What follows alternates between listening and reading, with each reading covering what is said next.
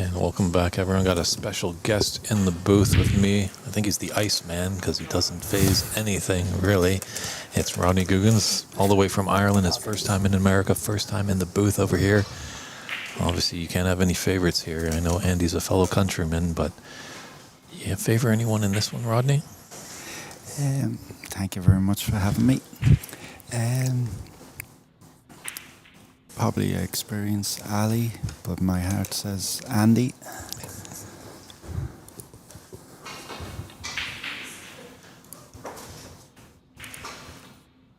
Yeah, it seems both of these players well accomplished. Whoever gets in really probably is going to score quite heavily.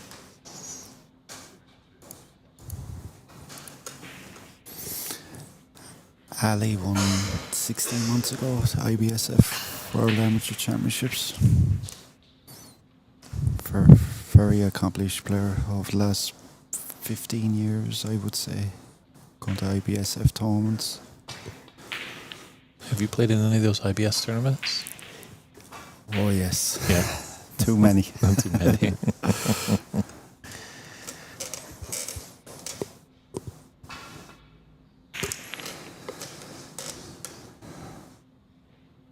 It's great safety.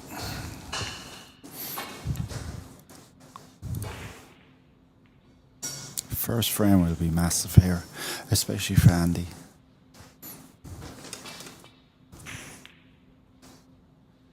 Just to settle him down. He is kind of double dipping. It's a bit tough being tournament director and playing in a tournament. It's a lot to take on.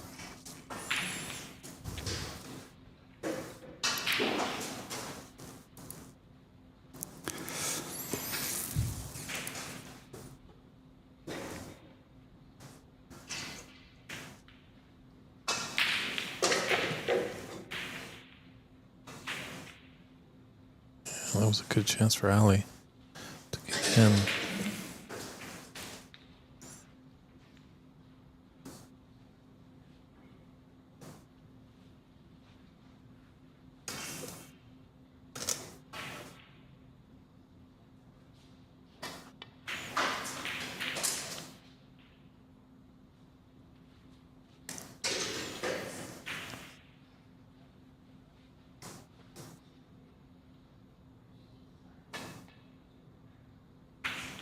So, Ronnie, we do like to ask new guests that come into the booth.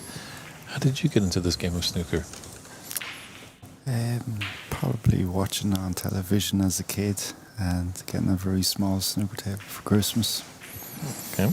And just falling in love after maybe a few years after playing initially. Getting into all the technicalities of the game with books and magazines and taping snooker matches on VHS. Not stating yourself a little bit. You look pretty young. I'm not as young as I look.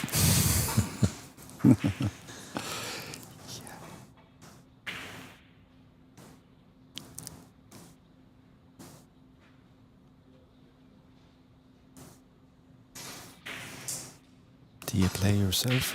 I do play. Yeah. What's your highest break? -4. That's a fine shot there from Ali, going off the side cushion.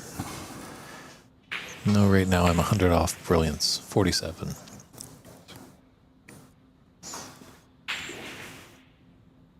You obviously love the game. I do. Yeah. Lots Brilliant. of fun.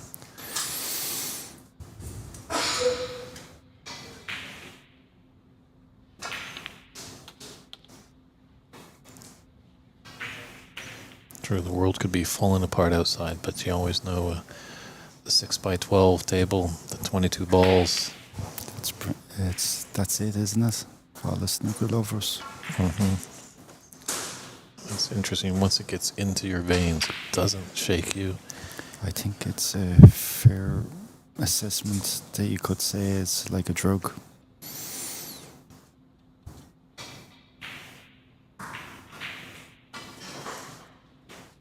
It's interesting. We had Darren Taylor in the booth at times at various tournaments, and he's like, yeah, once you become friends with players in the snooker world, you're friends for life.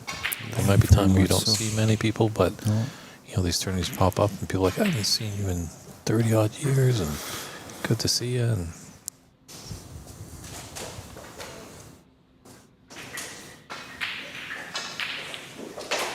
it's a great solid hit there.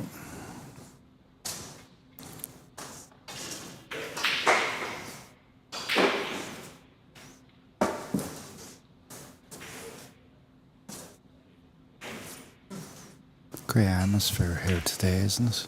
exactly, tremendous. We had some good crowds coming in. The hosts are just spectacular at this room. Yeah, I was blown away. I actually seen this room a couple of months ago on Andy done a little on the mobile phone, but you can never really get a grasp of it until you come. I think Christian and I, our streaming producer, in the same boat. You know, he kind of gave us a little walkthrough of the camera, and you're like, okay, there's tables there. Yeah. Obviously, sometimes some player or viewers today have been fooled. How big is this room? Because they're lined with mirrors on the walls, and it makes it look like it's double in size. It really reminds me of a snooker equivalent of Enter the Dragon, the last scene.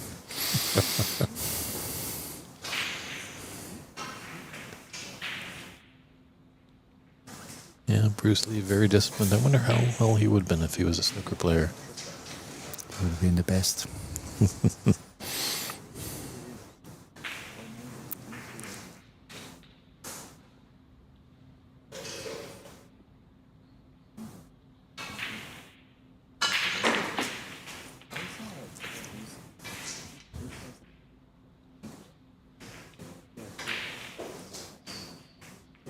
It was a good pass. Solid hit again from Ali. Be looking for a long pass up to the yellow bag here with blue.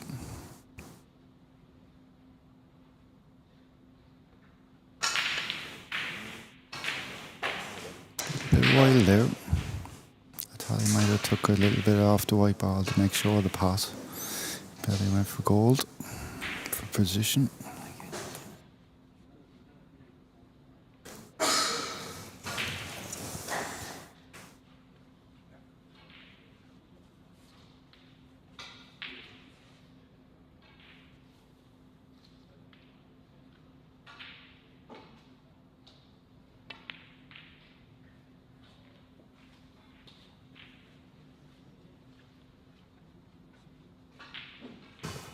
Great pot there from Andy into the middle bag.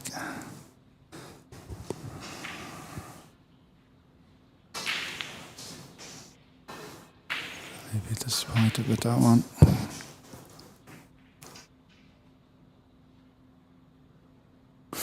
I seen Andy play 2 months ago, maybe 6 weeks ago. He came back over to Ireland for an All-Ireland Club Championships. 5-man team. His team would have beaten my team actually in the last 12, and he gave Mark Allen's club Antrim. Obviously it's an amateur competition, Mark Allen wasn't in it, but Antrim was always a strong hold for Irish snooker, but Nina B should have beaten Antrim. They had them on the ropes. I actually done commentary for that match. But Andy and the Nina boys, the B team, played really, really well all week. But actually Nina A, Brendan O'Donoghue's team, they won the All-Irelands. And it was a really good competition. Actually beat Davy Morris's team, Kilkenny, in the All-Ireland final. 2 participants that's playing in Sacramento. Great to see. Do you know another transplanted Irish player? He's come over. He now lives in Canada by the name of Albert Kenny. I do. I remember him well. He would have been on Irish junior teams. I think he might have been on Irish junior teams with Brendan O'Donoghue. Maybe late 90s, very early 2000s.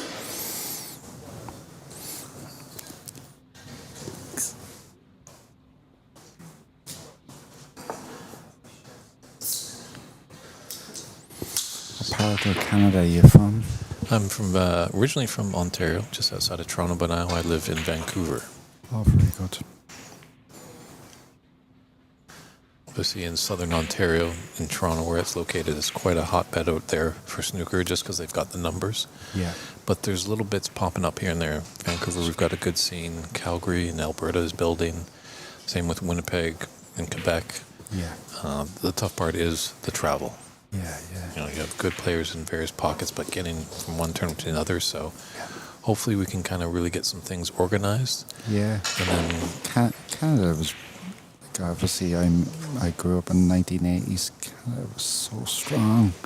And I can remember, obviously, Kirk and Cliff and Big Bill. But I can remember Elaine Robidoux and Bob Chaperon. I can remember Bob Chaperon winning the British Open clear as day. And I can remember Elaine Robidoux was one hell of a snooker player. Drew, Jim White, Brady Dolan as well. I don't remember Jim White getting to the quarterfinals in 1980. I'm too young for that, but I do remember Jim White getting to the quarterfinals of the World Championships in 1992. A beautiful left-hander, Greg Human.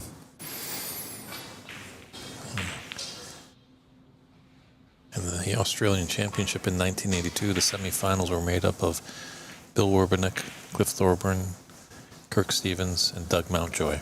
Wow. Brilliant. But they're also doing a great job here in America. It's really expanding. I used to collect a lot of snooker magazines, English snooker scene. Mm-hmm. And snooker scene always keep up to date with amateur snooker around the world, in fairness.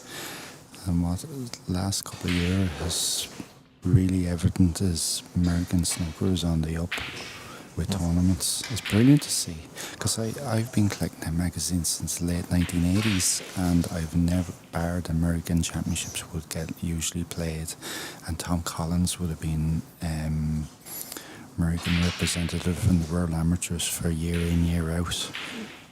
You might get one little report in maybe June, July issue about American championships, but I don't ever remember as many snooker tournaments there is as the last maybe 2 or 3 years, be fair to say, in the United States. Yeah, the team up in Seattle's doing a great job at Ox Billiards. They host the Women's US Open. Right. It's a great, lots of fun event. It's always fun hanging out with Anyi and Mink. Yeah, brilliant. Kenna. Nangi is some TV personality, isn't she? Mm-hmm. Yeah, she has the talent as well, obviously on the table. But I think she's made for TV personality. She's absolutely Hollywood. She is.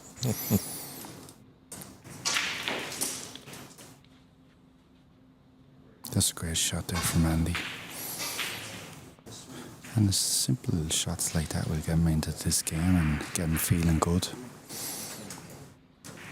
Just simple things. Ooh. Welcome to the commentator's curse. Yeah, absolutely. Put a light on him there. Sorry, Andy.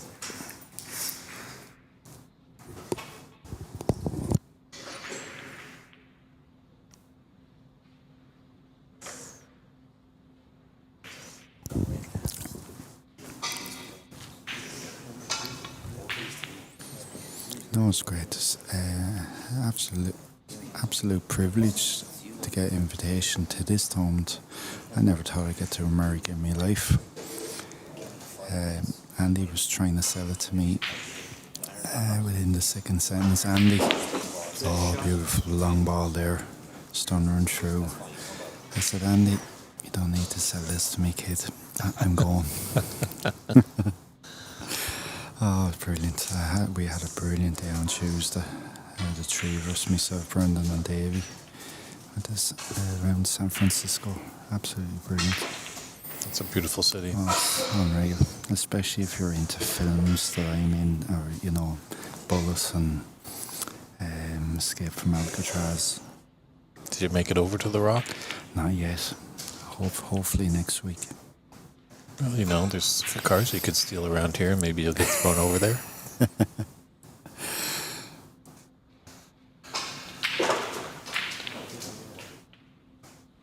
Andy has crept back into this game in this frame here.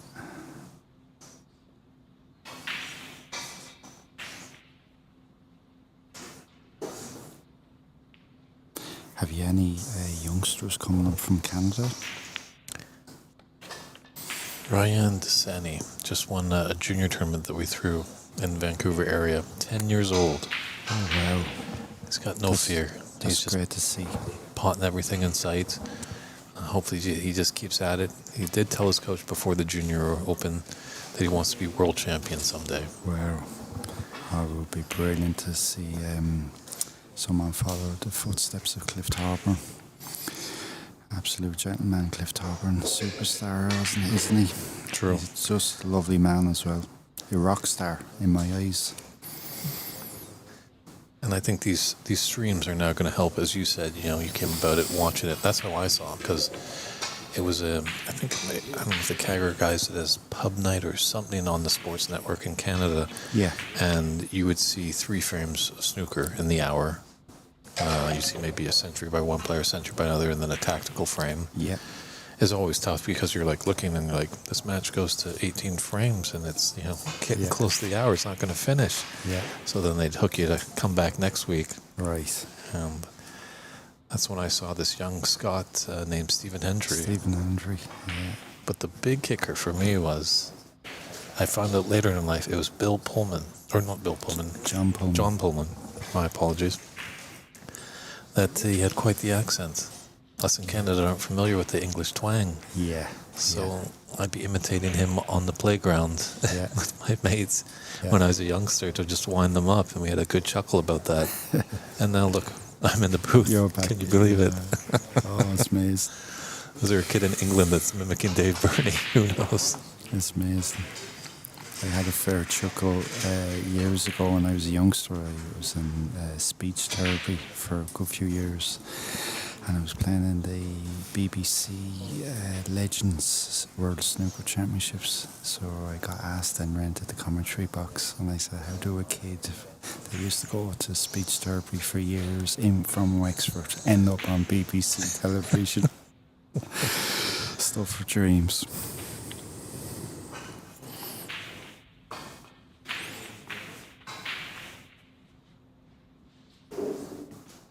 It is true. We were actually at the great PABSA Championship.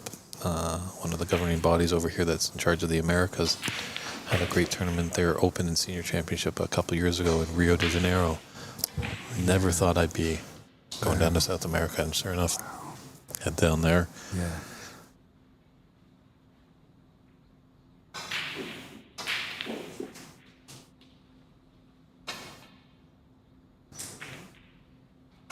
That's a great shot. That's a good positional shot. We'll need the rest. 8 ahead. This is a big ball.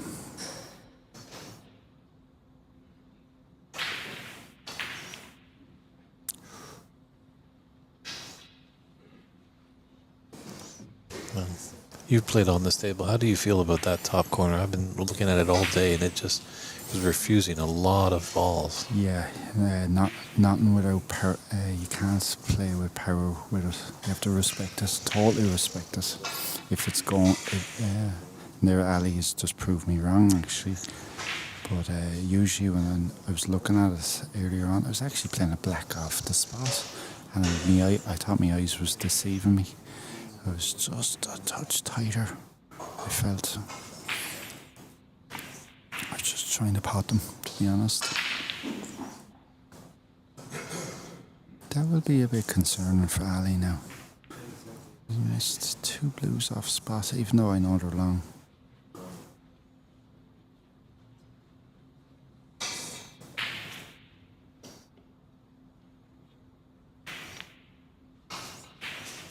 When you were going back to that, I'm sorry I didn't capture the youngster, Canadian youngster's name, Ryan. Ryan Desani, yes.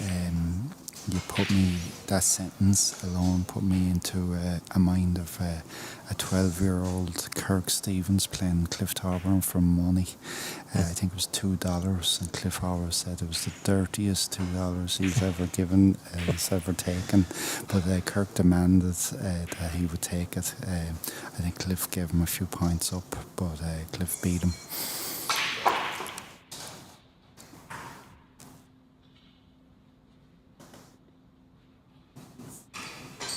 Yeah, Ryan's going to be playing in our BC Open next weekend up in Vancouver, so that'll be good to see. We're hoping to give him some exposure on the TV table.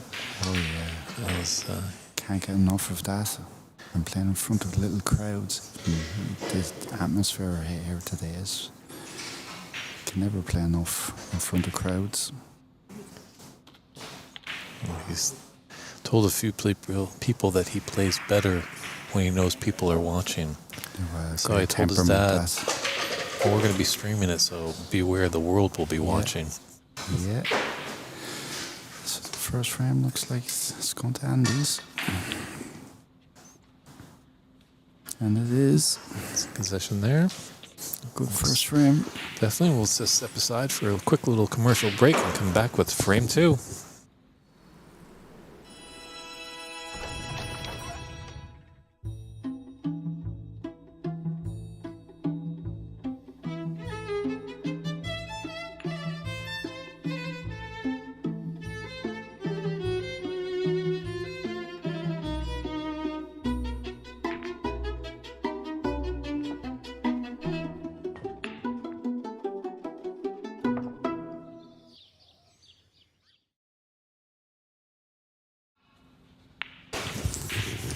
Back here with Ali Alavadi breaking off. We'll see how he responds to losing that first frame.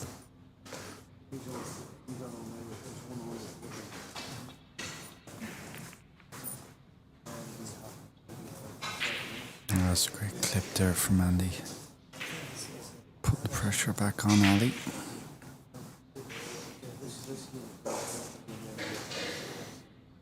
Ali won't be panicking quite yet, but he still knows he has to play a proper frame here to get back into the game.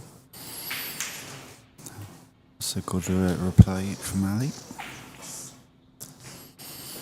So being an Irish player, have you ever played at the famed Goffs?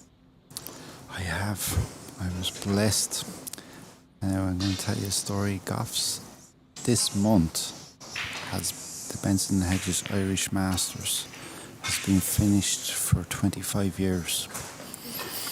But Jason Francis, promoter of Legends Snooker, got Goffs back in regards over 40 snooker, and in January 2019 I played Goffs for a weekend.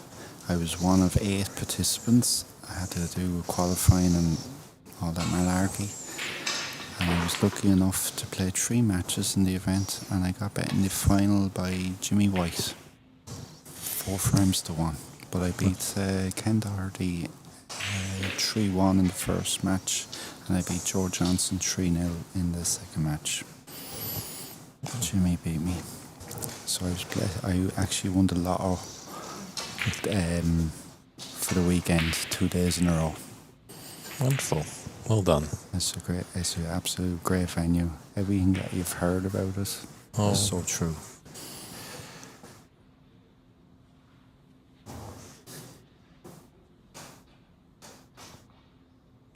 It'd be lovely to see snooker back there in a professional regard. Mm-hmm. Because it was brilliant for Irish snooker fans.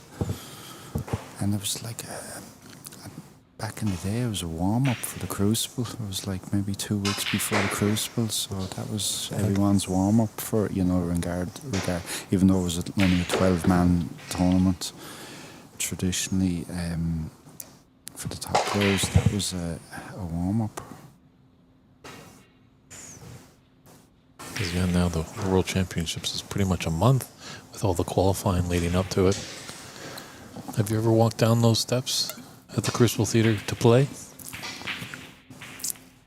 Yeah, not as a professional. I played 4 World Championship qualifying round tournaments, but I never was lucky enough to qualify. But same thing again with Jason Francis and these legends. He got the over 40s World Championships legends into the Crucible a couple of years ago.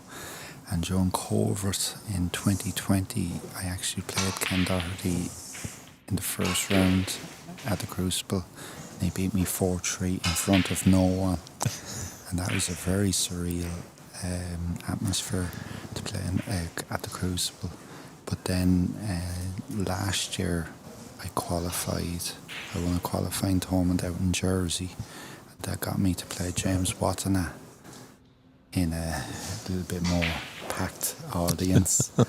But he beat me 3 frames to 2 in the first round. Oh, unbelievable. Like, I'm not only am I a snooker player, but I'm really snooker anorak, but also a snooker fan. So to do all that stuff and walk down to golfs and walk into golfs and to play and walk into the Crucible and play, it's just stuff of dreams. So I'm very thankful. I'm a fair description of me. I'd be a failed professional, but I still got to venues that people can only dream of. Mm-hmm. Well, you know what they say. Amateurs do it for the love. Professionals get paid. Yeah, that's it.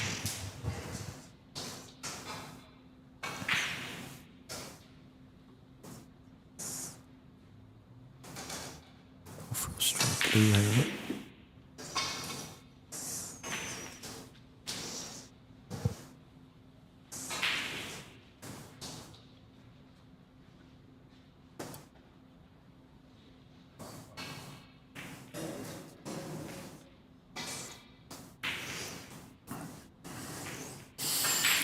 Pink and black are a little bit messed up, and the blue as well, half messed up. Oh, we got a fluke there.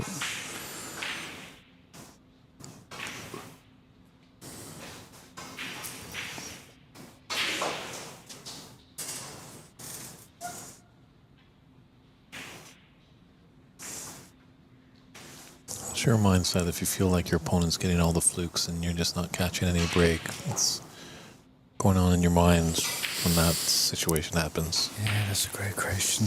Just sometimes you just have to bear and grin it, as they say. It's not easy sometimes, but it's all part and parcel of the game. And you can't really show any emotion either, because the ones that get kind of fiery in the chair, you know, you kind of slightly have them. Then if the ball runs against them, as much as it hurts, but can't show them any emotion. Snooker's a fairly mental, violent game. We've been all battered and bruised.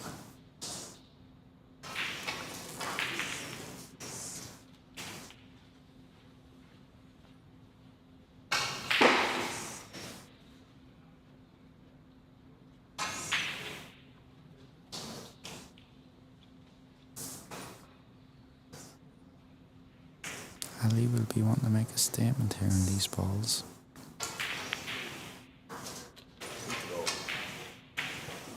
Yeah, he's got a great opportunity. We just want to keep this cue ball tidy. It's interesting. You're seeing a little bit more and more that some snooker players are now starting to wear the glove, or the little half glove. I noticed that. I actually was surprised with it. Andy wearing the glove. He wouldn't have grown up with wearing a glove, so it must be since he's come over here with the weather and playing hot enough conditions. But yeah, definitely I've seen a lot more people today wearing gloves than I have ever.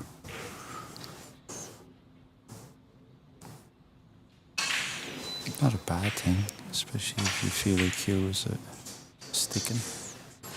Great pot.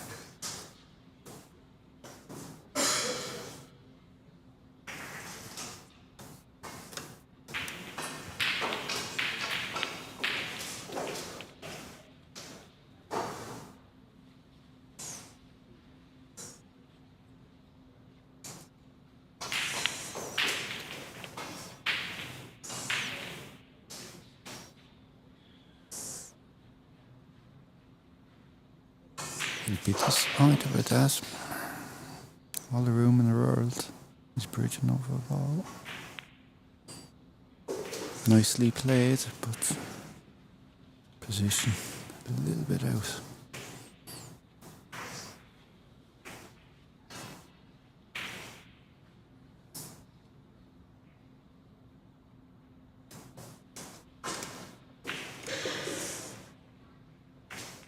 Ali would feel that this was a genuine chance to win the frame. He has to dig it out here with this long ball. Oh, beautiful pot. Absolutely stunning.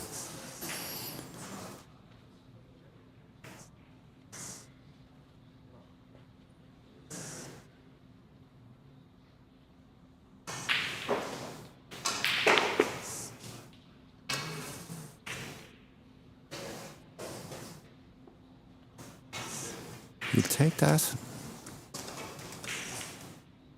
As much as he's hemming and hawing, he will take that. That's not all he needs is one red.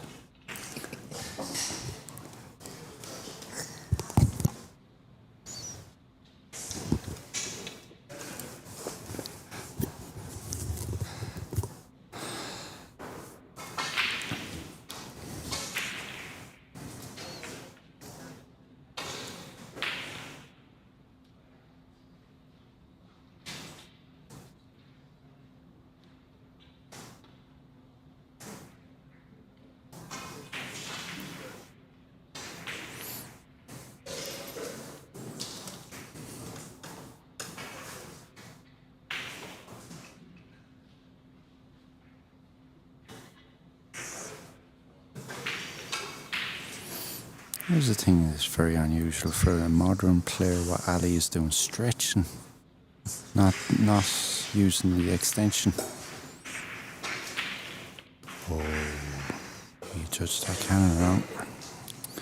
I think he was wanting a quarter ball cannon on the red to come down for the black. Caught a half ball.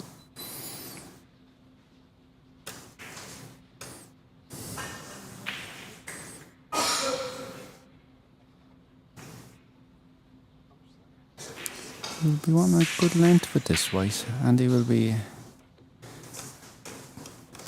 countering him with this.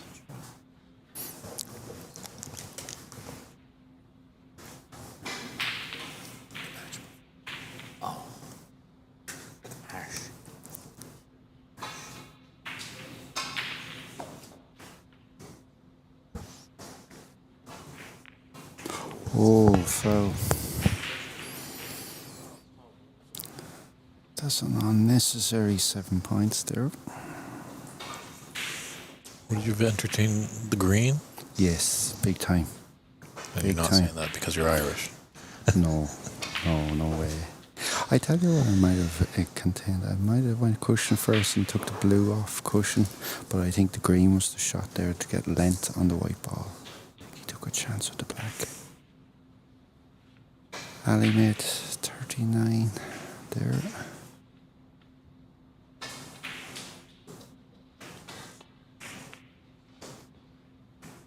And see that safety there, that's what I thought Ali would have been more concerned about, getting that white ball to the ball cushion. This is an important safety battle now.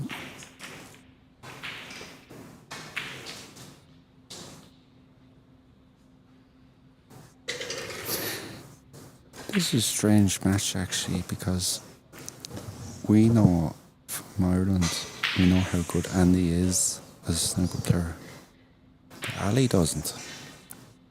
So there's a bit of mystery regards Andy playing Ali here, in regards to what Ali doesn't know with information. But we know Andy is a proper snooker player. Well, I can't speak for the people of Qatar, but as a Canadian, if I'm playing a snooker match against an Irish, Scottish, English, or Northern Ireland player, I kind of pick up and I'm like, they probably are all right. Great long ball there from Ali. Yeah, there we see Ali using the extension there and not as much stretching there. That's why I was very surprised with the previous shot when he was stretching in for the cannon. A little bit of lack of discipline, I would have thought, there on Ali's part.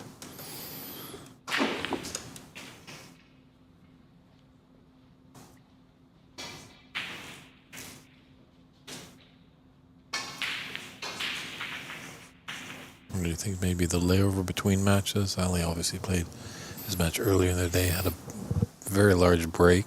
Yeah, you can break your concentration and try to get back, then it's tough.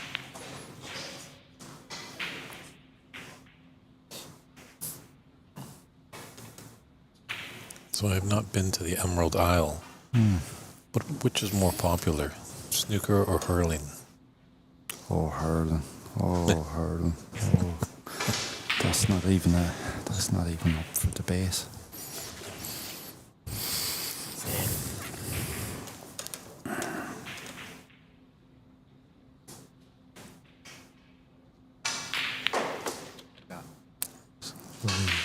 Cue shot there.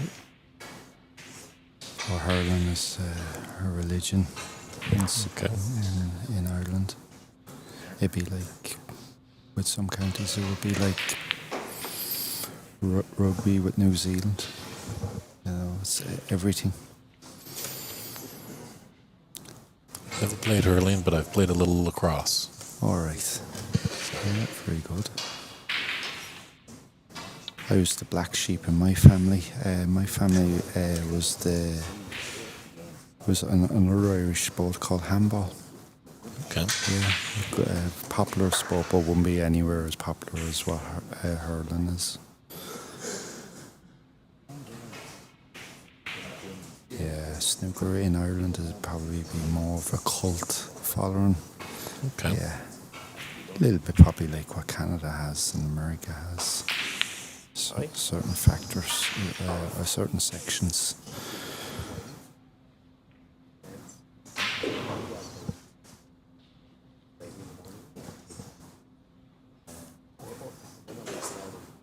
It's great to see like Qatar and all these countries. If you ever notice, Burney, at the European Championships,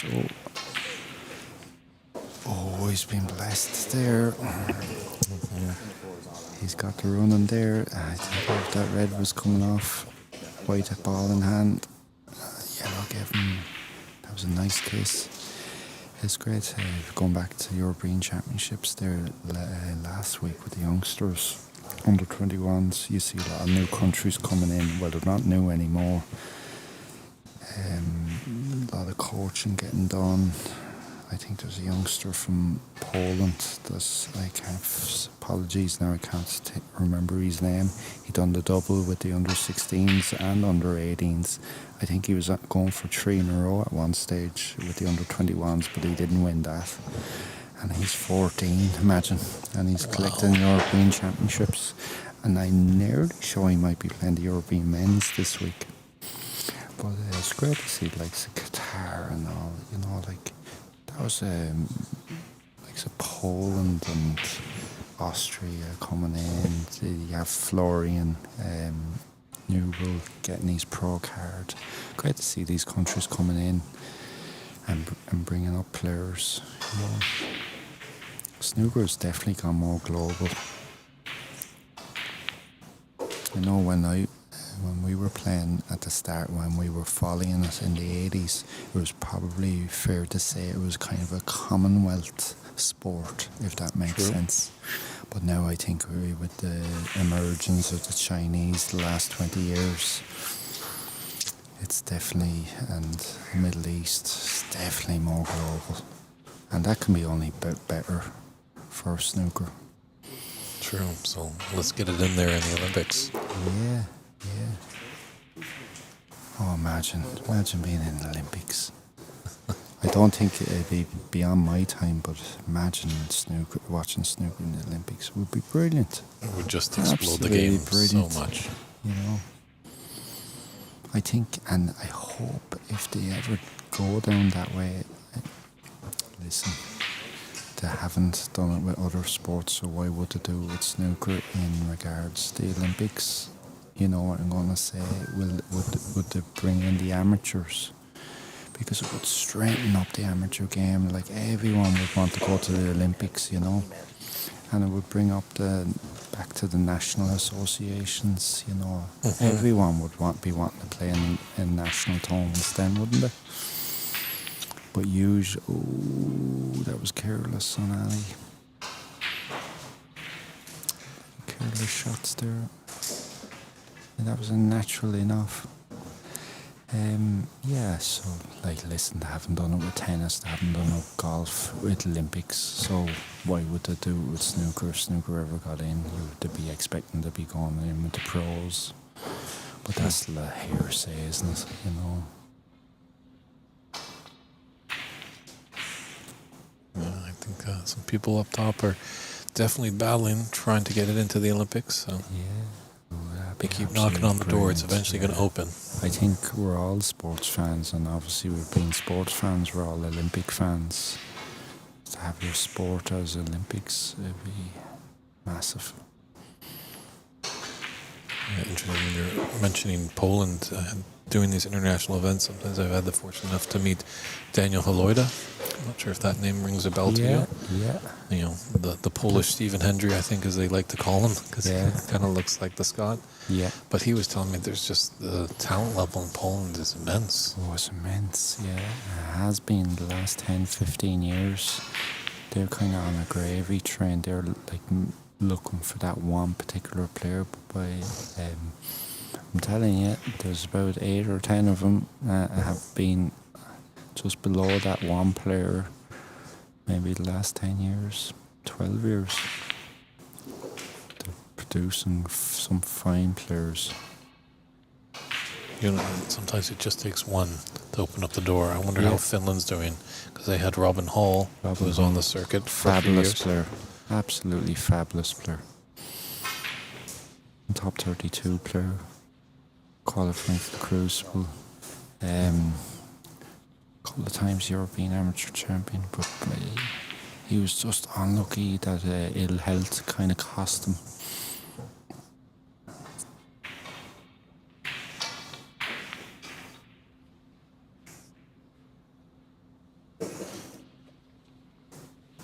I'd be happy with that. Ali won ahead in blue ball battle.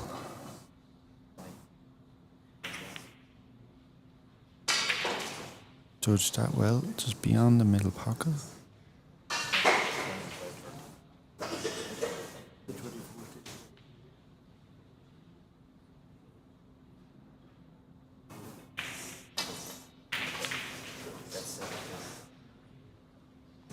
He's played that well.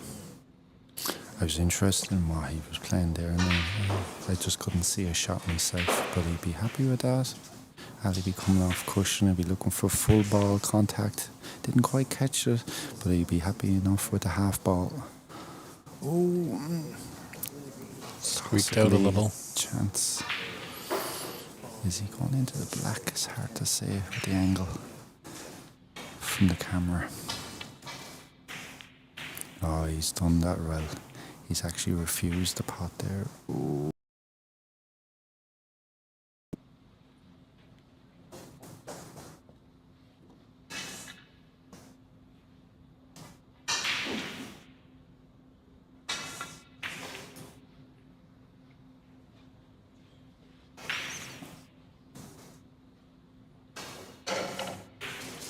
Surprise with Ali there now. He went for a snooker obviously, but he took a gamble with that, leaving that blue there. I would have been definitely trying to get the blue more so to the cushion rather than the snooker itself.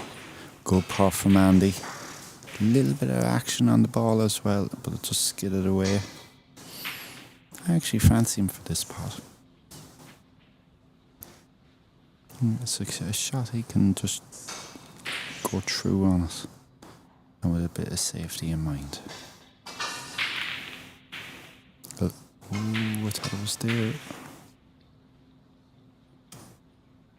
Andy McCloskey, 6 ahead, 13 on the table, 2 balls to 1.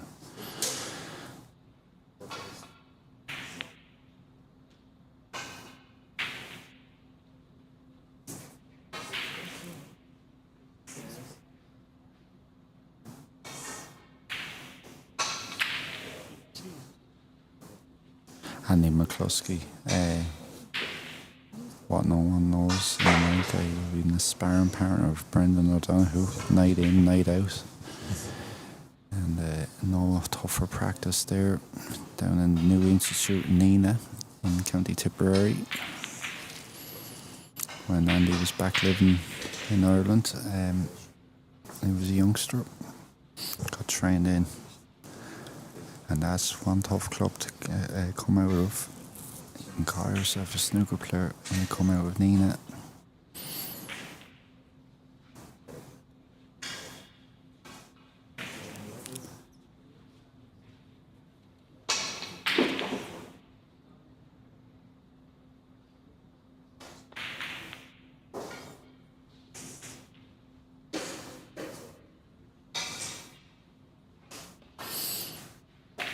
Clots are running fast, as his dash shot shows. It's true, and I don't even think, I know these rests on tables can be heated, but I don't think they have them plugged in. No, I don't think they're plugged in. Oh, Ali will be. Here's an interesting shot now, and Ali has got a snooker, but I fancy Andy to get the snooker back on Ali here. Ooh.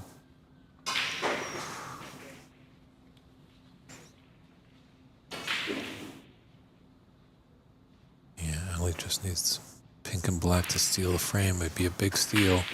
This would be an interesting shot. What way he plays this? Do we go? Do we refuse it? I'm interested here. His mindset alone. Oh, he's went for a big Hollywood shot there now. You're going to make your way down to Hollywood on this trip? No, not this trip.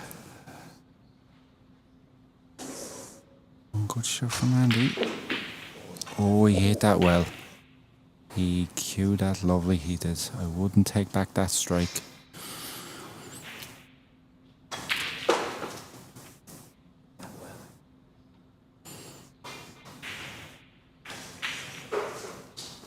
Across the nap. Has they hit this well? Oh. A little bit of pressure there. A little bit of pressure there. Scoreboard came into his thought there. Under pressure. Is that your is that your karaoke song there? You and Brennan?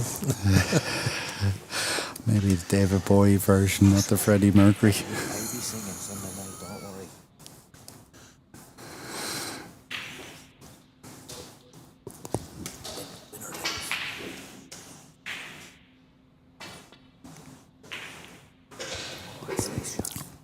That's a lovely, that's a quirky little shot there, but it's a beautiful shot. Don't think anybody would play that. Have some shot. Great length there. Yeah, that might just be a little bit of home field advantage. Yeah. Andy living here in Sacramento. Yes, it's a great advantage knowing the tables anywhere, wherever you are.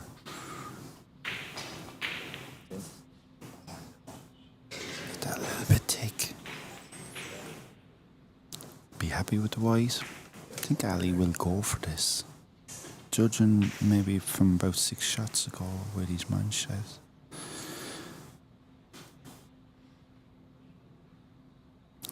A little bit hesitant. Time shot gone down a tiny bit. No. Oh, the black is safe. He will be like a demon with himself there.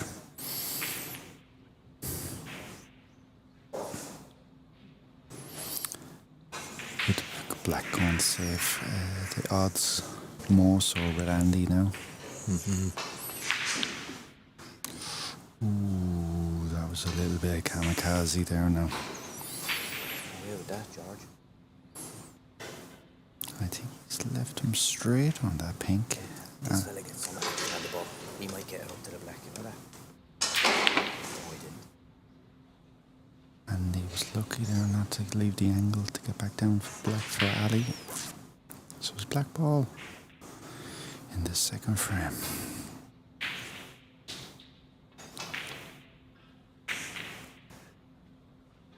That's a good shot to the side cushion. Now that's a lovely shot. Yeah, if Ali's able to tie it one apiece, it'll breathe a sigh of relief. But if Andy can push ahead, lead 2-0, it's going to build up his confidence. Nice.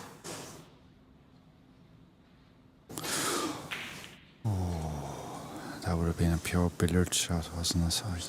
I felt Fandy there with the white ball. Good, great safety.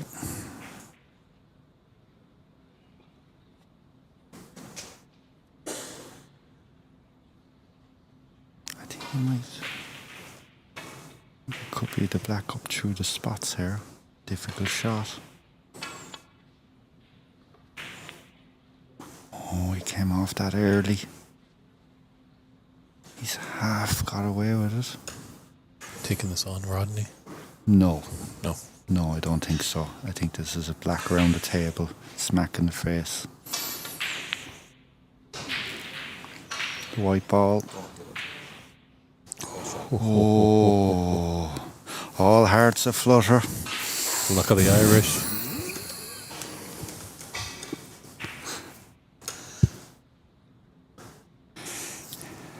He was breathing like Darth Vader there, I say.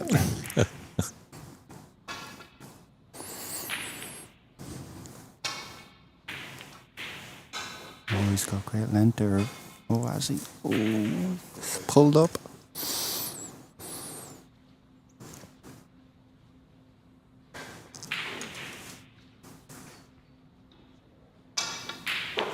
Beautiful pot. A beautiful pot. Oh, subtle pump fist there by Andy McCloskey. He takes this frame to extends his lead 2 frames to none. We'll just step aside as we'll show our great sponsors there.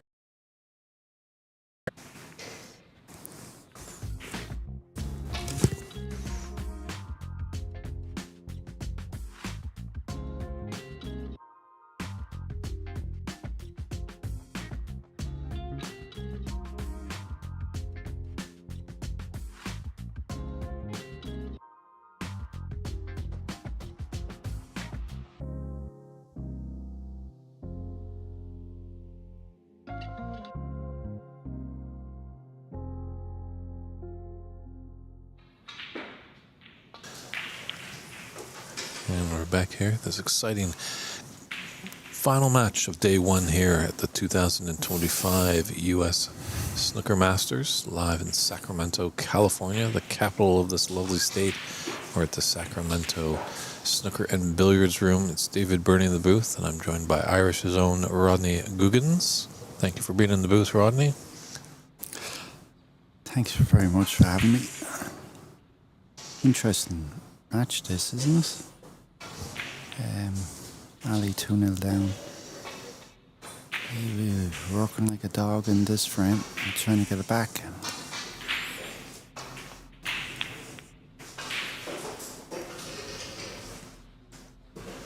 And sometimes when your back is up against the wall, that's when you really come out fighting. Yeah, and you're going to see that now in this frame. And he will have to prepare himself for this. This backlash.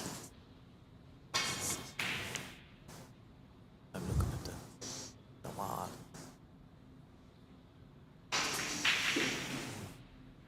Needs to run a bit. It's No.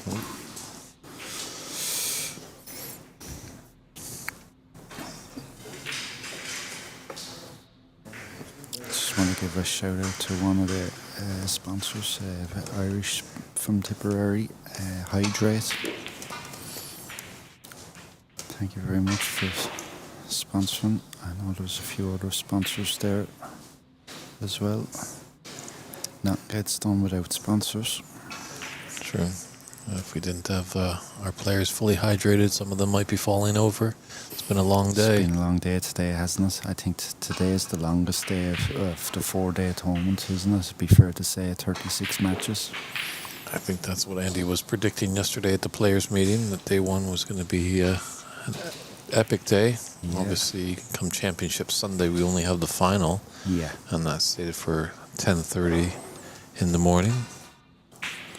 And another shout out to Serenity of Mind, psychology, sports psychology, High break sponsors. and high break sponsors.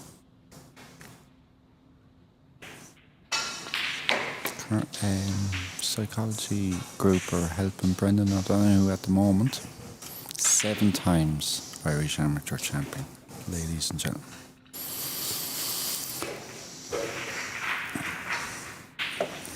And recently All-Ireland champion as well. A cup that has Alexander Gordon Higgins in 1968 winning that. It's lovely to get your name on a cup with all the famous names, isn't it? True.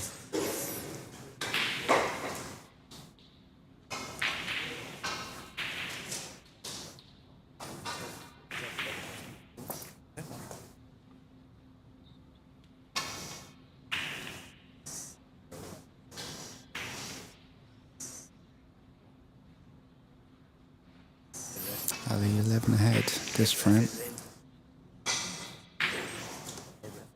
Lovely shot there from Ali. See what he's doing there, Burney. He's trapping Andy on the left hand side as we see it. He's trapped him in. Might fancy a plant here with a percentage. Good getting back out. Brantis fluked on. Well. Luck of the Irish, luck of the tournament director. Yeah. Well, Take a choice. look, you can't. Director and dad. Home director.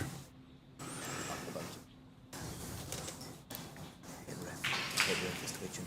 He won't be taking that back. Oh.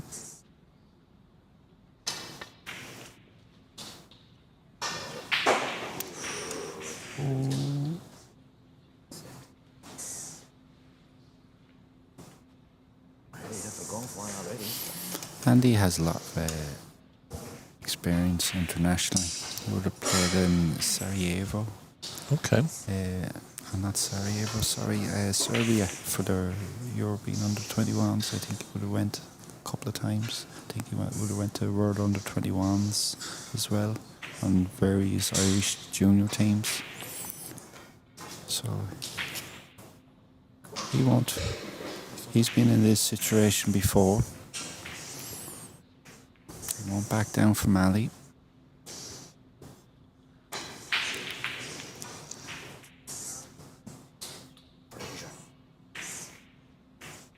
Do they have any of the programs in the schools in Ireland? The snooker or? I think certain areas are trying to get snooker programs, depending on the localities. They're trying to push it. It's very difficult with the schools because the GA and football really kind of rule the roost. But not everyone plays GA or football, so I think it is there for some youngsters, you know. It's just making it more. Unfortunately, with us, the clubs have kind of dwindled down, and it's tough. It's like you can bring snooker to them to the school, but where, like, if they go looking afterwards, where do they play? Certain parts, yeah, to be catered for, but then other localities probably wouldn't be catered for, and that's the unfortunate thing. But there is, I feel there is a revival in snooker in Ireland. A A lot of people are playing snooker.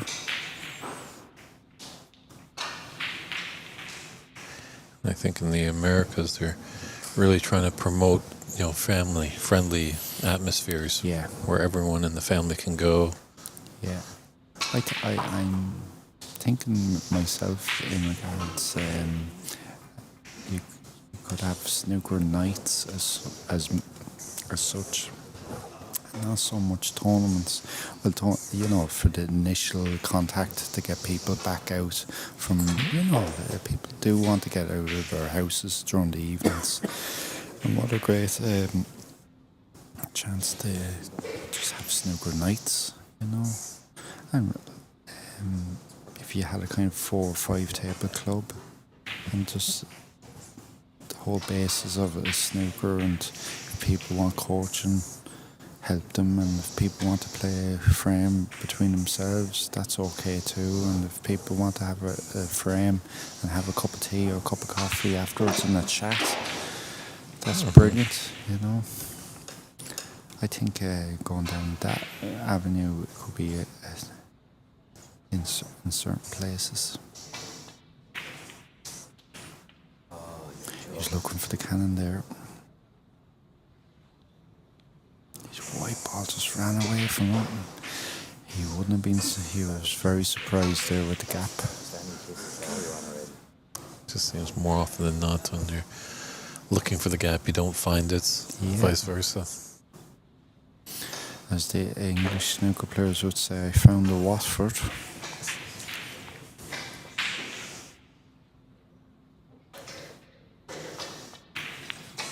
Beautiful pot, absolutely beautiful pot in a blind pocket, and didn't even go over and look for the angle, just naturally found it, and he's feeling confident here.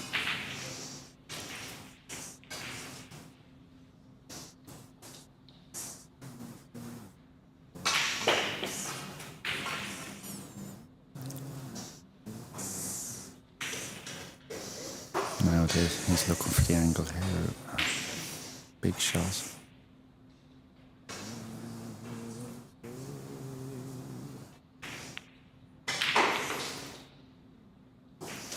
Beautiful pot. White ball just ran through, but he'd be happy enough with that leave, red down the pocket. Andy on the shot and straight arm reminds me of Joe Swale. Northern Ireland snooker player. A little bit disappointed with that one.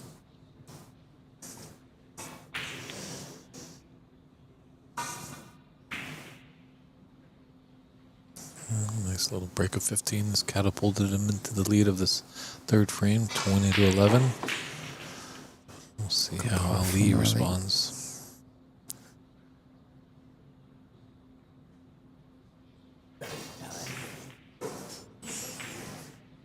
There's only one shot here.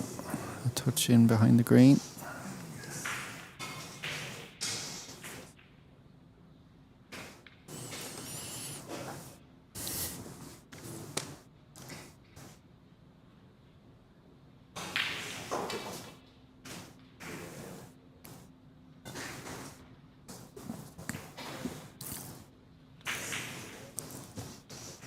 He's got to make contact, but unfortunately he's left a red out. Yeah.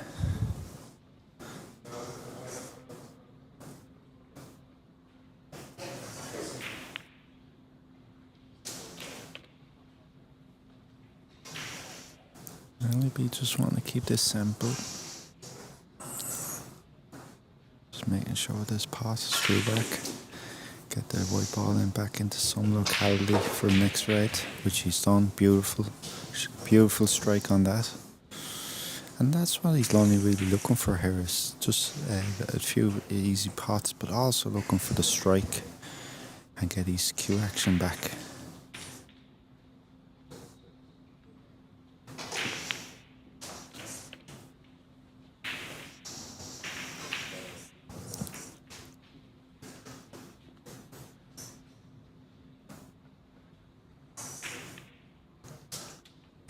Such a game of momentum. Sitting in that chair, you can't really grab anything, so you just start putting a few shots together, that confidence and momentum comes back. Yeah, without a doubt, Burney, you've hit the nail on its head there with snooker momentum. Because you can be sitting down there for 40 minutes or so, it seems that the game's going against you. But if your man makes, the opponent makes a mistake, you can give him a lifeline. And if he's good enough, he will take momentum back on you. Ebbs and flows.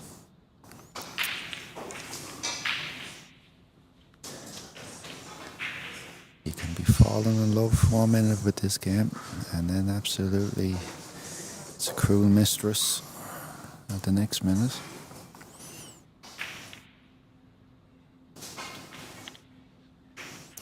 There was a famous book, Burney, written in about snooker in 1982, 1983, and it was all about the 1981-1982 season.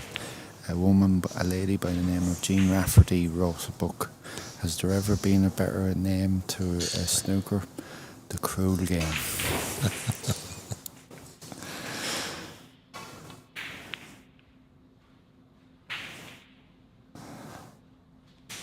Yes, did you read the great Canadian author Mordecai Richler's book on snooker?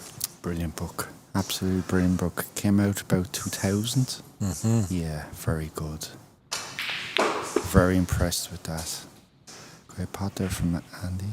29 points down, 28 as we speak. Colour to go to come on the last raid. That was a beautiful book, by the way. A shorthand book, really, and more so a short enough book as I remember.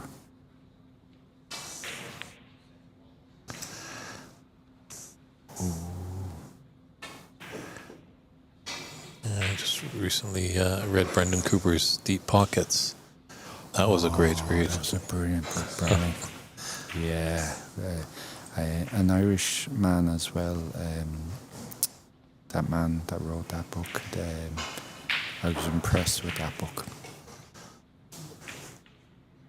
Have you read Patsy Houlihan's book? I can't think of the author. Luke Edwards. Luke Edwards is a brilliant book. That man brought London snooker clubs alive. The writer did, and Patsy back to life, if that makes sense. Mm-hmm. I actually was that impressed with that book. I actually wrote an email to the writer and say, you've brought back Patsy and you've brought back snooker clubs and pubs back to life there. Ooh. Went for the double and he got the treble. Into a corner pocket too. Yeah, some great snooker books written recently. Last year at the World Championship, Sheffield actually got to connect with Brendan Cooper, who wrote Deep Pockets, and just had a fantastic chat. And lovely. Found out that I think we're pretty much connected to the hip a little bit. We have like minds. He wrote a great book on William Blake poetry, which I'm a big fan of William Blake. Very good.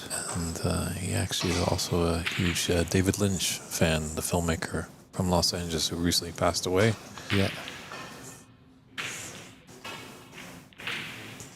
So hopefully this year again, when I go over to Sheffield, can connect with Brendan again, because he just actually released a book on cricket.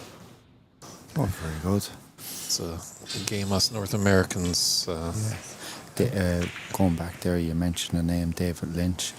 Not David Lynch of Talking Heads, though. That's David Byrne. David Byrne, should I say. Although David Lynch did have a short film, Six Figures Getting Sick, and there were 3 heads there, and at the end, he vomited something on a sculptured screen, so... Yeah.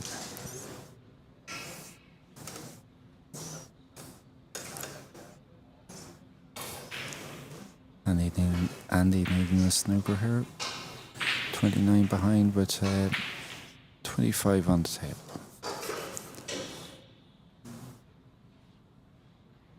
Be looking for the black ball here behind, white ball behind black. No, went opposite. What do commentators know?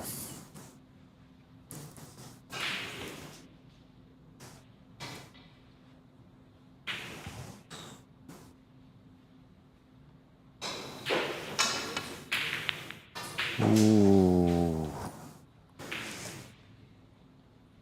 He took her chance there.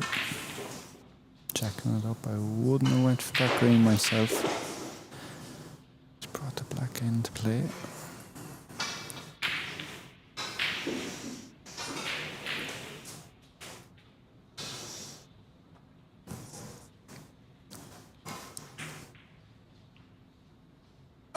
Would you be a pool fan, Burney? Pool, like swimming? No. Playing pool. No. Where do you think we are? No. No time for it. No, I'm more interested in the game of snooker. Yeah. No, that's fair enough. I think, when I was a youngster, I played probably a bit more pool because some friends would, maybe their parents would have a table in their house. So it's a bit more portable. Yeah. But still, I remembered, as I alluded to earlier in this broadcast, watching it on TV, and it wasn't until about 2013 that I was up in Vancouver, and an artist that I thoroughly enjoy, the British great Brian Eno. Maybe segue there to Talking Heads. He produced a few albums. Yeah. But Brian Eno did an artist talk in Vancouver, and he mentioned all his techniques, and very interesting how he multi-tracks. Yeah. And it's very fascinating. But then he said, I'm not really an athlete, but I don't mind a game of snooker from time to time. Boom, a light bulb went up in my head. I'm like, I remember that from when I was a kid. Yeah. And here we are. Yeah. So, Very good. So Brian that's- Eno made some music in his time. Anyway, back to snooker. Rock and roll music may pause for tonight. 2-1, Andy McCloskey in Sacramento. just aside for a quick ad, and we'll be right back with Frame 4.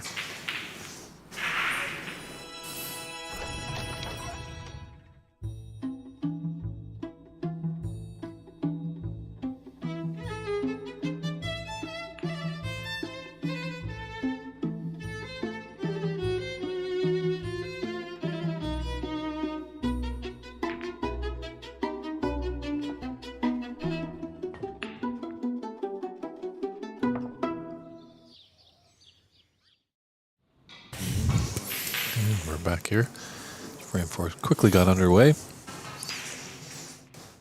Well, Ali's got one on the board. He's now in the match.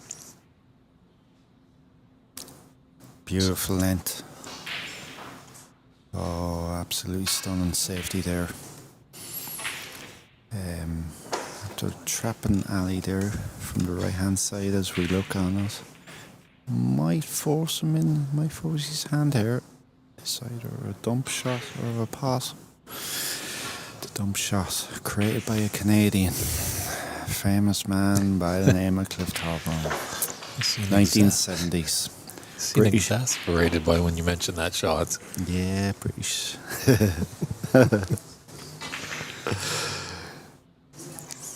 Burney, behave. Yeah, it seemed Cliff Thorburn brought that shot in to British snooker. He also brought in, Canadians brought in Two-piece cue. half ball blue into the pack because it's a popular straight pool shot. Okay. Yeah, everyone thinks Alex Higgins or Jimmy White are perfected by Stephen Hendry, half ball blue. But no, Canadians brought that in. If you ever look at Bill Rubberneck's 1-4-2 break in 1979 against John Virgo, he screwed into the pack a couple of times, and it'd be modern day screw into the pack. All right. He wasn't holding off. What a great wealth of knowledge here. Maybe we have to stump Rodney on some trivia over here. Do you know that when Steve Davis was in the match, actually at one point, he asked for something. He asked for a calculator. Yeah, in Goffs. Okay, in Goss? Yeah. I'm thinking if there's a He more famous one. miscalculated. Oh, he asked for a sandwich in 1979 against Dennis Taylor in his debut, and all the newspapers were cracking up with him eating at the Crucible. How dare he? Yet all the other players are having the cigarettes and some lager. Yeah.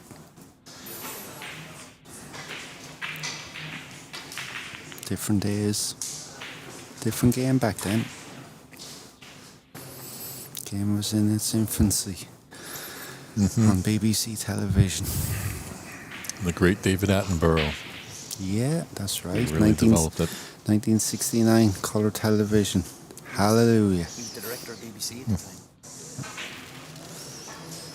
Pop Black made its way on BBC Two, 1969. They ever have talk of bringing that back? I think that would be a wonderful thing. I think it got last played, I would say, the 2006, 2007. I think the last winner was Ken Doherty. They only brought it back to kind of 8 players on a one-day BBC. I don't think there's a market for it at the moment, Burney. So many. The tournament schedule has been saturated, it'd be fair to say. The pros are going every week, if not every week, every second week. Where would they play it in the calendar?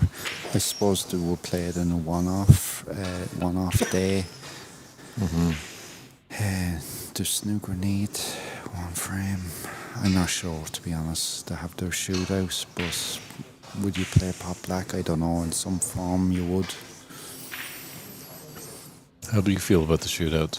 What's your take on it? Shootout is brilliant, but it shouldn't be a ranking points tournament. Okay. Yeah, I know, absolutely brilliant. I do think that there's a case for maybe not what is it, the rule, 15 seconds or in the shootout, and then it goes to 10 seconds. Is The it? shot clock that they The have? shot clock.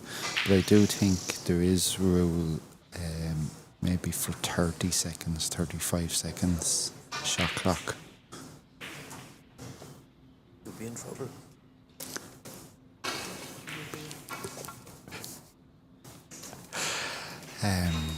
Yeah, why not?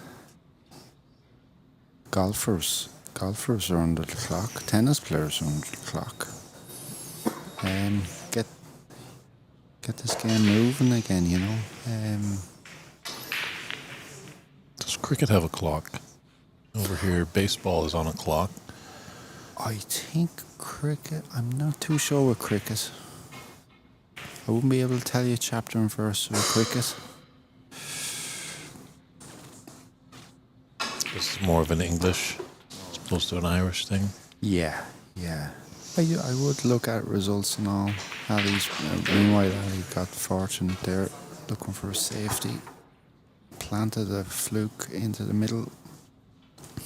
Yeah, great game, cricket. But I wouldn't be following it every day. Well, how many sports break for tea? Yeah. The thing I find frustrating with cricket, Burney, is a lot of draws because of the weather.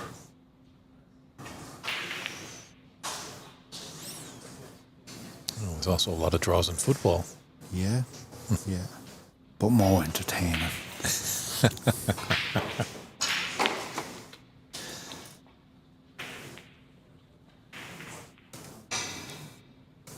There's a game that's gone saturated with matches. I was just talking before I came over here the last day back in Wexford. Just an amount of, if you're a successful team wherever you are from Europe, you must be in line for 60 odd matches. It's amazing how it's exploded over here in North America. When I was a youngster, I remember there was maybe a 3-hour block on Saturday morning devoted to football, is what North America calls soccer. Yeah. Got very popular in the 1970s, didn't it? All the kind of the near retired professionals came over to play, didn't they, in the American League? Pele, George Best, Cruyff, Beckenbauer. And then it kind of died out. Now it's come back again. But I think in the 1990s, am I right to say American ladies would have had the best team? Mm-hmm. Yeah, they were world beaters, weren't they?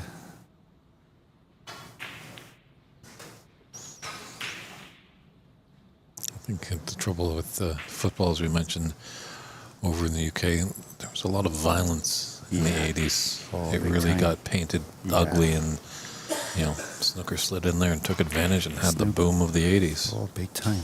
Have you seen, you must look at Louis Theron's The Gods of Snooker. It's a 3-part series, and they mentioned that because of the hooligans coming in for football. Snooker jumped in its path. Yep, that is a great 3-part documentary. I thoroughly enjoyed it. How about the Rack Pack? Did you see that? Kind of Great. more docudrama of the Higgins and the Davis battle. Brilliant, loved it. Well, he missed the black there off a spot. No, I'll come back to the Rack Pack. It was a beautiful film. And just really crystallised Davis-Higgins rivalry. Higgins probably paved the way and Davis took over.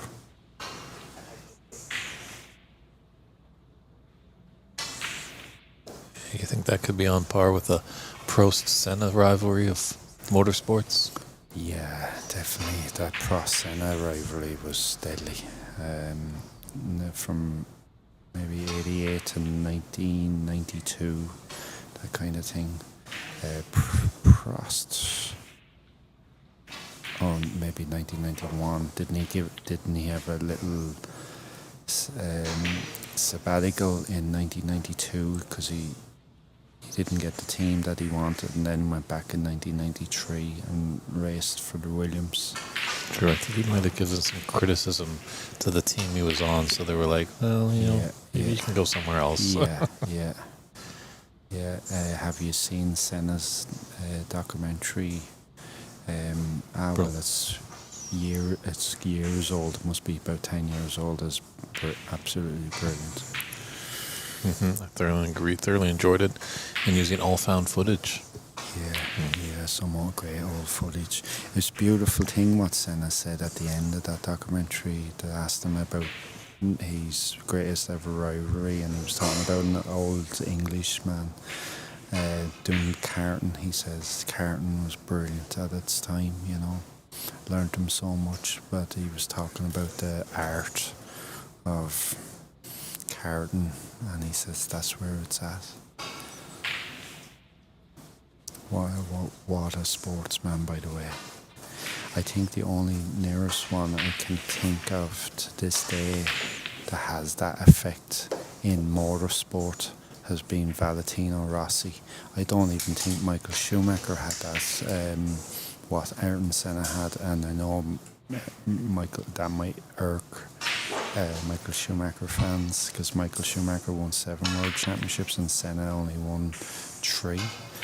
But I think Senna was more of an influencer on a lot of people.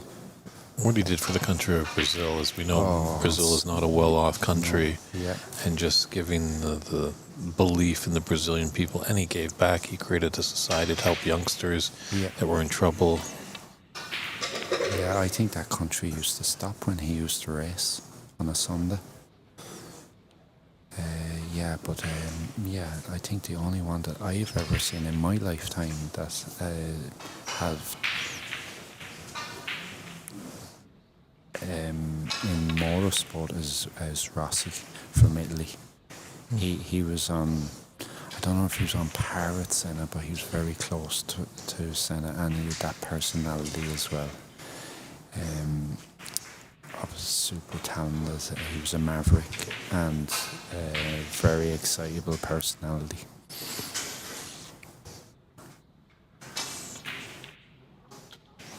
Great pop there from Andy. Nicely on the green, all the brown.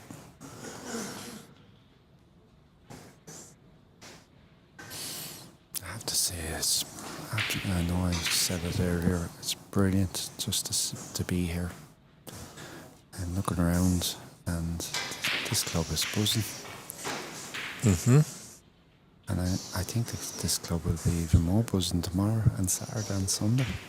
It's absolutely brilliant. Never in my wildest dreams did I think I'd ever be playing snooker in America a few years ago.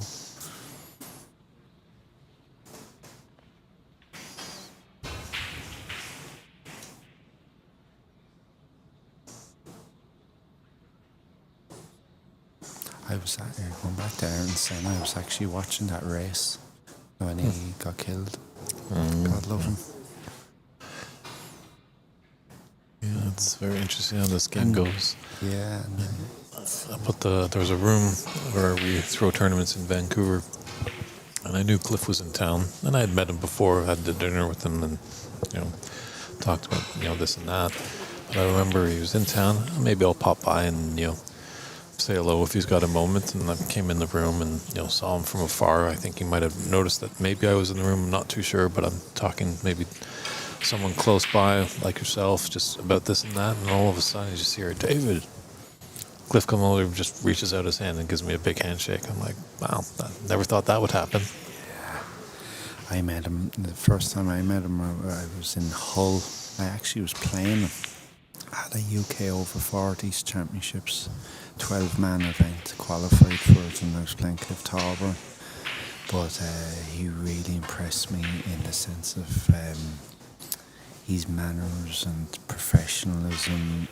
And you have to understand, Burney, I grew up with Cliff Tauber. I know how good Cliff Tauber was, and I'm very respectful of him. When I played him at the end, I said to him, an honour to play him, and I really meant them words, an honour to play. Another great long ball from Andy. As a number person as I am, this year's World Championship concludes on May 5th. 45 years ago to the day was when Cliff hoisted it. Yeah. That's right, 1980. Yeah. The BBC went to the London Embassy in Iran. Those Iran the Iranian embassy. Was it the Iranian embassy? Correct, yeah. And BBC got phoned back and with viewers, and they said, put the snooker back on. Because it was getting very tight at the snooker, by the way. That final was 18-16 Cliff Tauber. Yeah, I believe it was tied 16. 16. And Cliff came up with a beautiful century. Like was 117? Something like that. Yeah. To make it 17-16. A few minutes ago you were talking about snooker books there. I'd give you a good snooker book. Cliff Tauber's autobiography in 1987. Playing for Keeps? Playing for Keeps. What a book. Oh. Maybe the real life Paul Newman in The Hustler. Maybe. His early chapters in it about all the money matches when he was an amateur. Absolutely brilliant. Just travelling up and down. Brilliant. Yeah. Frightening, edgy, but brilliant.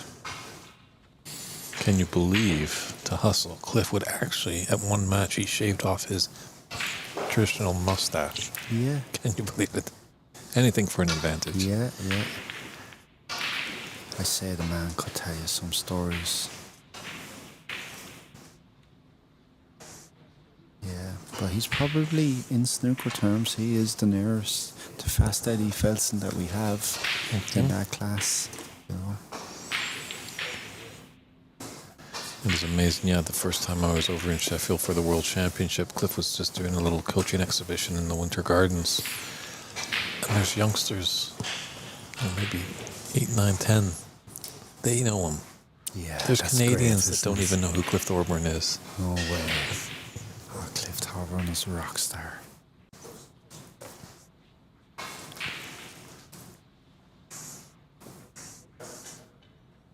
The BCE Canadian Masters. I remember getting news reports back home when that used to get played. Now, we wouldn't have been able to see it at the time.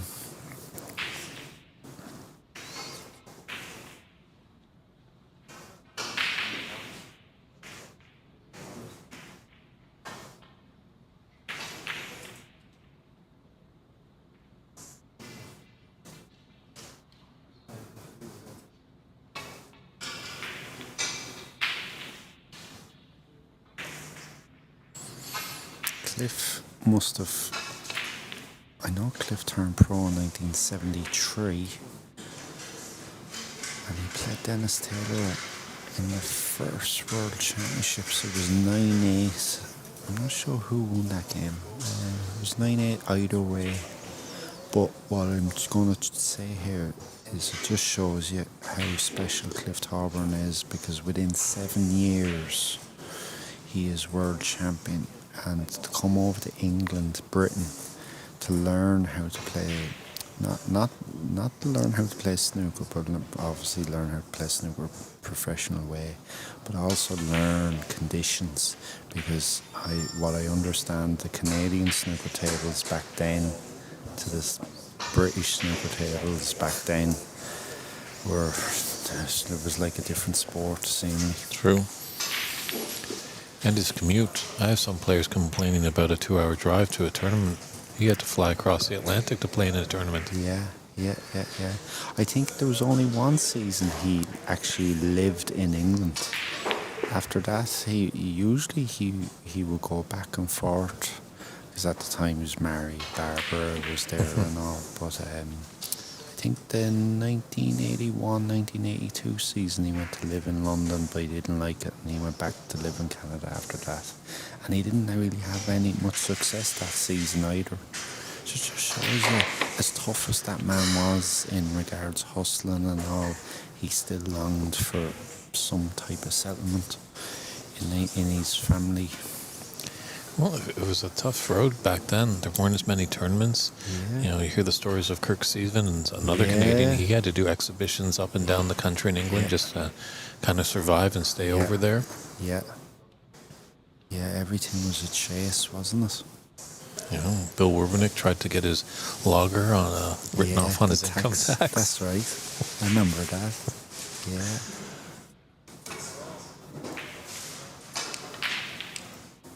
Ooh.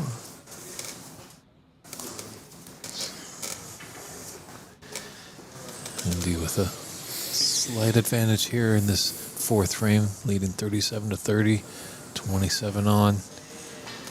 Definitely would love to take a 3-1 advantage. Be 1 frame away from achieving victory. Won't be happy with that safety. In the yellow over. I think he's on it, is he? In the yellow, the green bag. 5 behind. Green into the middle. Ted, you mentioned the name there, Big Bill Urbanek. Ted Law used to have a great description of him.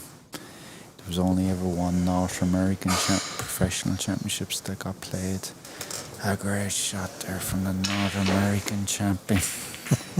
He was North American champion for probably for 40 years. Only one guy ever got played once.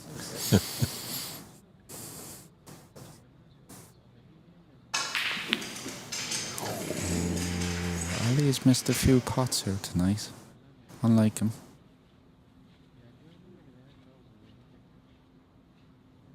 So I think that, by my calculations, it's a 37 points all. No. Sorry, folks. Ali's 2 ahead.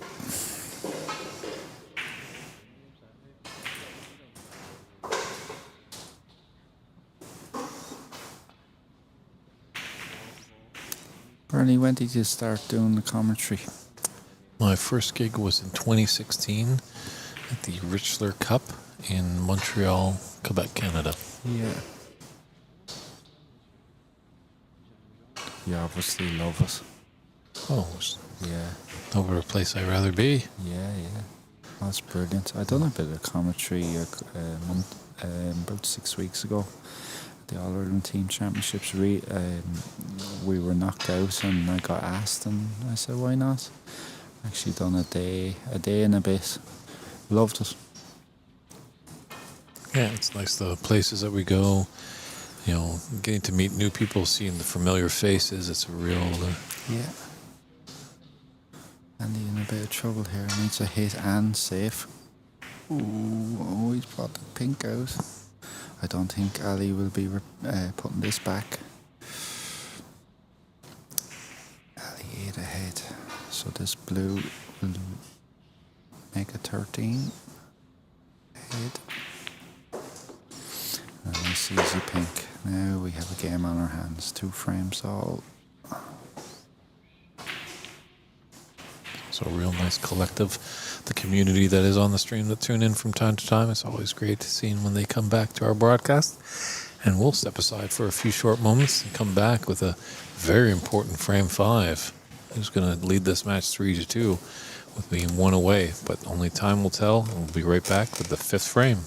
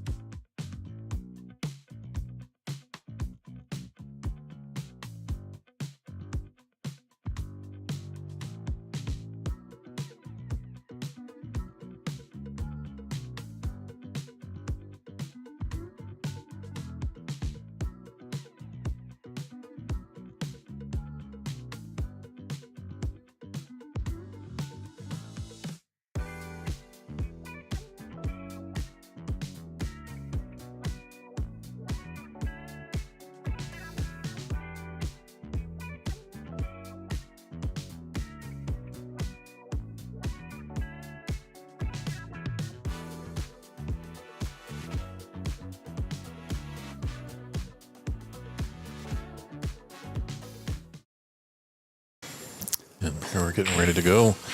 There's my man Rodney right beside me. That was some Thanks, good Burney. fun. Big frame here, Burney. 2 frames all.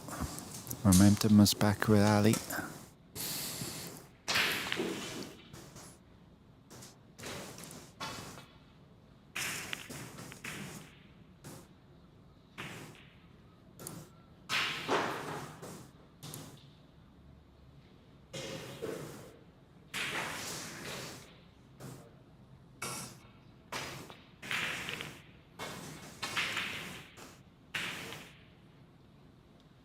Lovely shot there, very attacking safety. Open up the reds.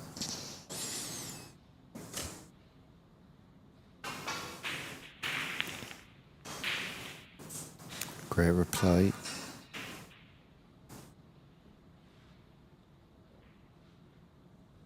really important to get that white ball down to the ball cushion. Not as tight as what he was wanting.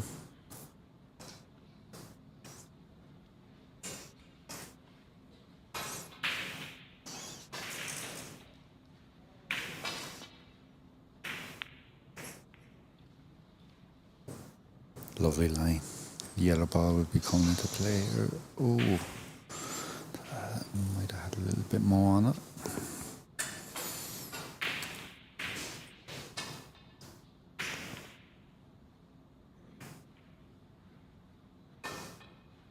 I'm interested here, really interested here what Ali will play.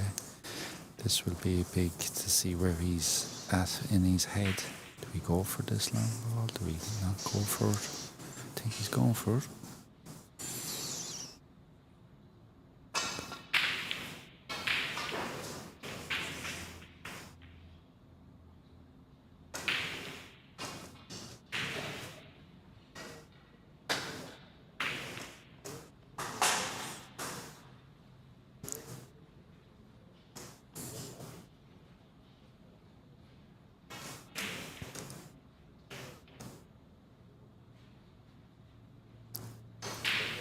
It's coming up to 11 o'clock and all the outside table is still going.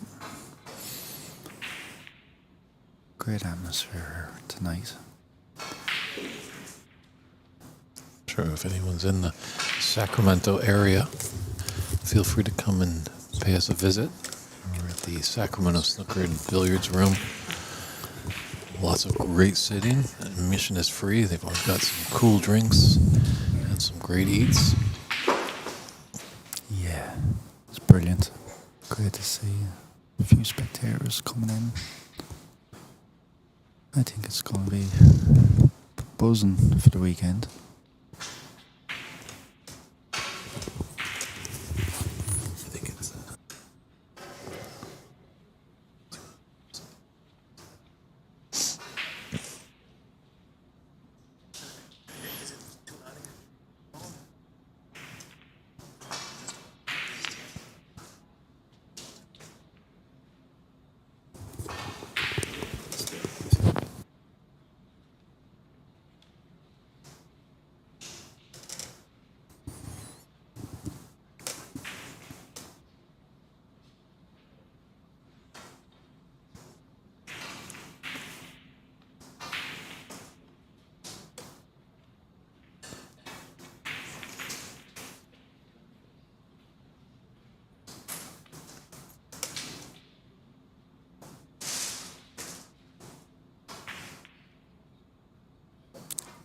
Oh, wasn't expecting that. He'll be disappointed there. That was a major visit. A total let off.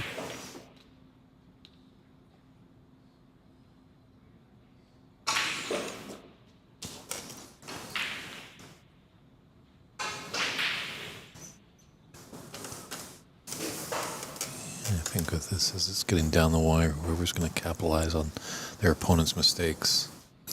Yeah, and Andy will be disappointed with that visit as well, only making one. When there was a red ball over the pocket, his white ball pulled up before the baulk line, and he tried to roll in behind the yellow. He still left Ali on.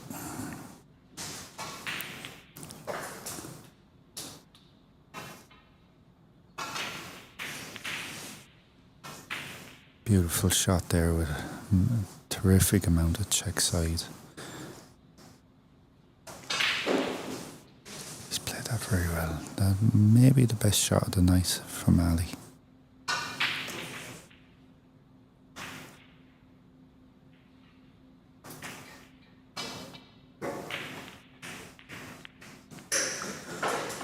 Oh, he's got away with that. Definitely a lot of danger on the shot. Yeah. He was gambling there. He was looking for a very thin contact to go off side cushion, top cushion. This looks good from Ali. Ooh. Thought it was going to slide over to the yellow.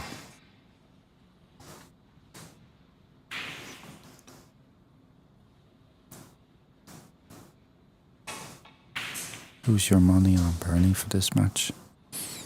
As we've watched 4 frames, difficult to say, isn't it? He got a coin. Let's flip it. Yeah, that's it, isn't it? Who can make the less mistakes? I'm not just saying that if Andy takes this frame, but the momentum is definitely on Ali's side right now. Oh, whatever it is. So if Andy can Stop it. stop that, I think he's got a good chance, but I still wouldn't be surprised if we went to a decider. Yeah. That's a great shot there from Ali. Perfect weight.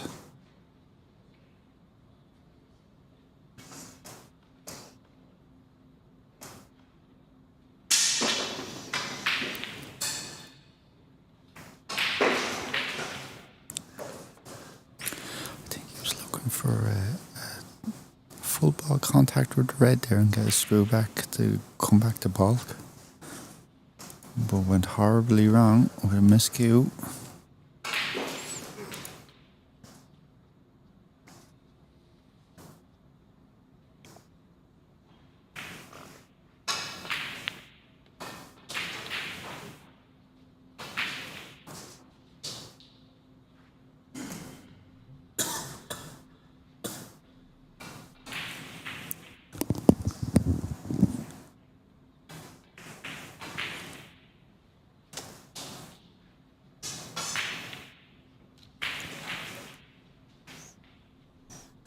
Good chance here for Ali. This is where the experience comes in with Ali. A little bit more experience, a lot more experience than Andy. He's been through a lot more fires in competitive international snooker. And Ali has done this many times. You know, he's been down, he's been up, and he's been brought into dogfights.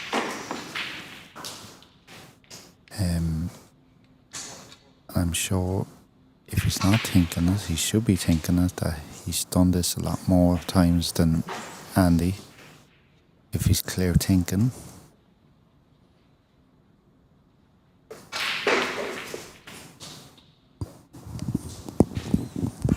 He's not impressed with that shot. I think the way his posture is, he's got a kick there.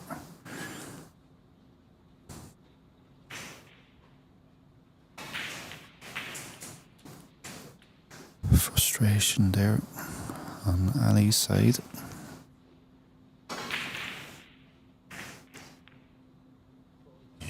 He gathered himself though and get proper safety. He hasn't been doing that much, but that's the first time he's got a very good white after a disappointing positional shot. Encouraging signs for Ali.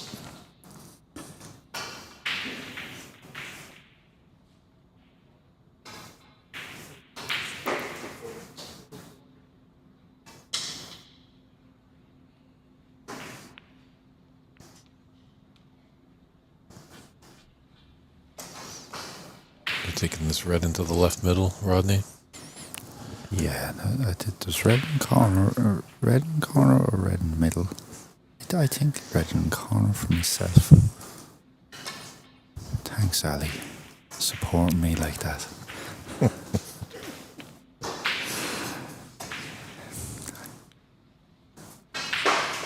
I tell you, I'm not being smart, but the reason being, you have to think. When you're playing on a strange table, the red in the middle is over 2 slates and the red in the corner is 1 slate. So I wasn't being a smart aleck there. I just felt with the 1 slate, over 1 slate is always the way to go. But it's funny because I thought you were a Gemini. Ali will be like an absolute dog. Forgive the expression. He will be fuming in that chair, missing that pink in the middle.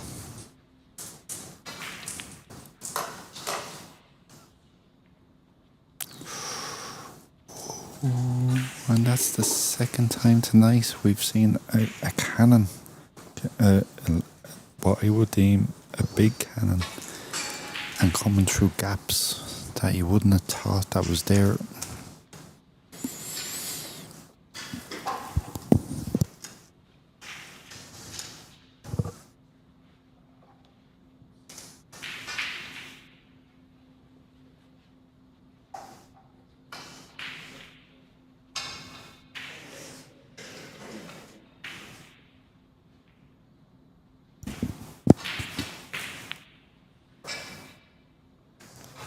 Well, we're pretty for Ali.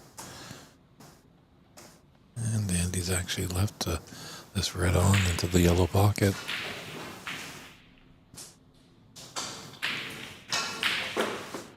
Good pass. Nicely on the blue.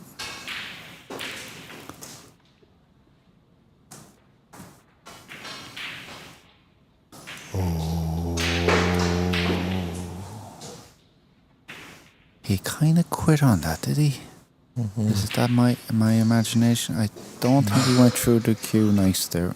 Just wonder if maybe we have a replay of that last shot. We'll take a look. I don't think we do, but yeah, I think you might be right there, Ron. You just Yeah, it kind of pulled up, but I don't think it was the table that. I think it was himself that orchestrated it.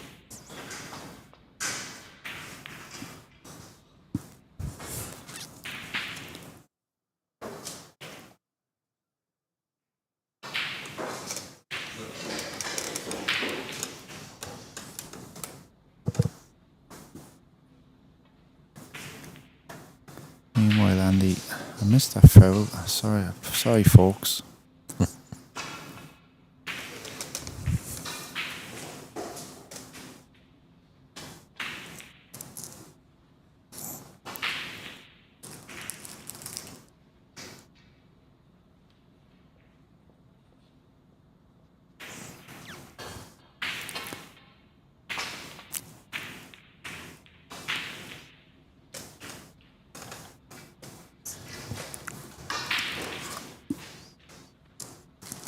Great safety from Andy. Proper length. Only giving Ali the top of the ball to play with, 12 o'clock. What that means, folks, is Ali can't play any side on that shot. He can play it side on it, but he won't be as controlling at it. And that's why it's so important to get that cue ball stuck to the bottom cushion. Just lessens Ali's options. I'll be disappointed with that one. He's left one on.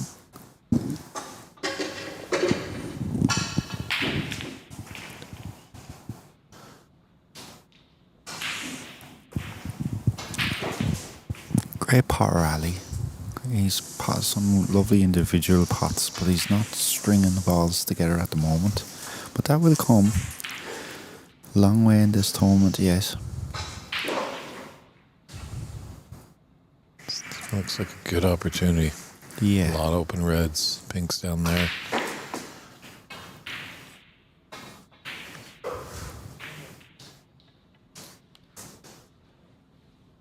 White ball just a little bit, maybe a ball and a half too far, but he should get this pot.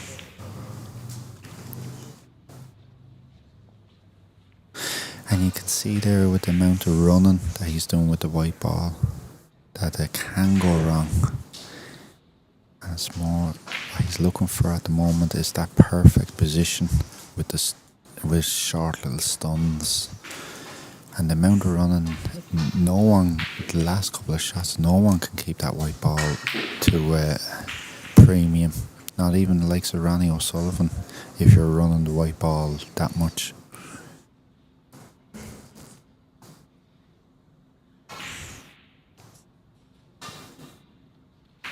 A very fragmented frame at the moment, has to be said, Burney, but Ali getting the head of 37 points to 8.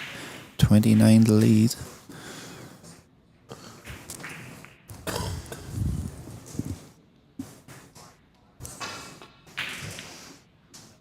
Another beautiful long ball.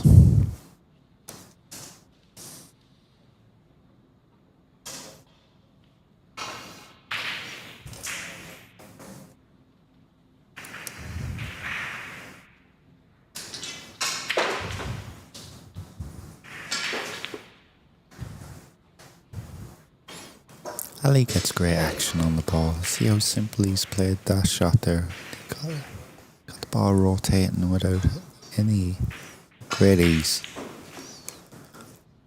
Yeah, sometimes a lot of people new come to the game. Even some seasoned players think you got to hit it hard to get that deep screw, but it's just getting the cue just right through that. Yeah, he timed that. He timed that lovely. The latter half of this match, he's kind of doing more things good than bad. First 2 frames he was bad. He's kind of getting a little bit more rhythmic. Ali's one of the few players that can play fast. He can play slow if things are not going right.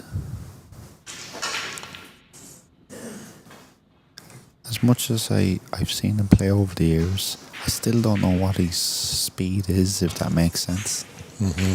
It's he can play both ways, which is a fair talent. I think one thing is you don't want to poke the bear. Definitely, he's gotten a little upset losing those 2 first frames, and Ali has really stormed back. It's in the driver's seat and winning 3 on the spin.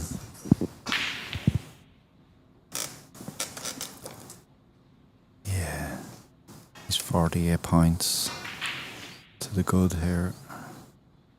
He's not that one on. Maybe a counter attack from the Tipperary man. Yeah, there's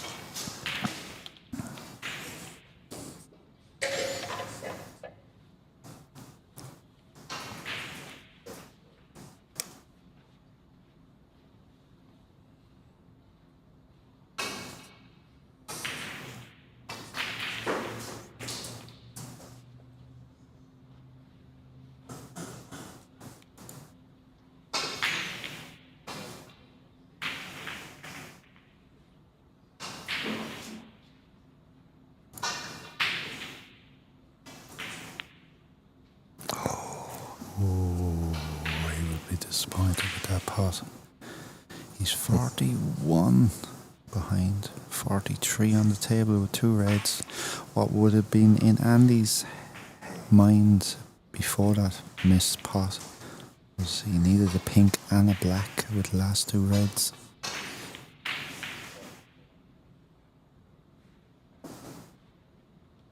That's a good shot though. On, has he? I think it is.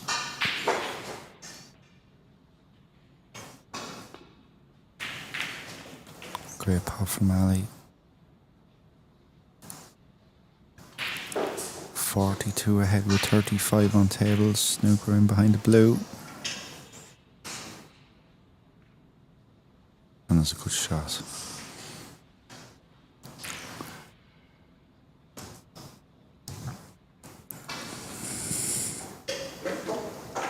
Oh, beautiful contact. Bit unlucky to leave that on.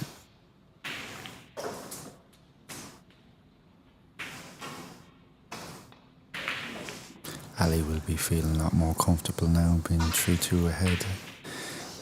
Yeah, the momentum train is in his favor. Yeah, he'll be feeling a lot more comfortable. He wouldn't have been as comfortable as this at 2-0 down. Concession there, so we'll take a little sip of tea and see if Andy McCloskey can force us into the decider. Ali's roaring strong, won 3 in a row. Can he make it 4? And I believe he was victorious in his earlier round robin match. So always a nice good feeling when you can win your group in the round robin stage. Yeah, definitely. So you can see where all the groups are. You can track all your players there. Great design there by our good friend Zahi Sheikh from Nashville. Putting together some great promotional material. And Ali is broken off in this 6th frame. Big one here for the tournament director. It's very impressive that he's been able to block it out. It's nice that he has a good support system here because it can be tough when you're doubling down. It's very tough to get your concentration back onto the game as an individual rather than the actual tournament. Kudos to Andy to go 2-0 up because all day and all morning he's been here. Great pot.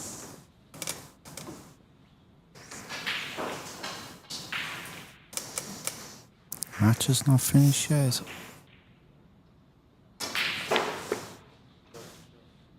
Great brown and great position. Choice of 2 reds.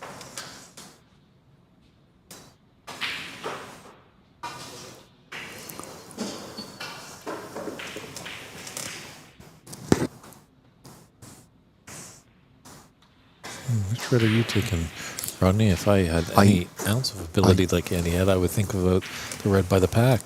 No, I think it's a more fuller hit with the extension, this red to the left hand cushion. With the other red by the pack, it's just more delicate, and you need a little bit more prop. You can go through that red proper strike, where the other one is a bit more a touch of drag inside, so it's a little bit more delicate.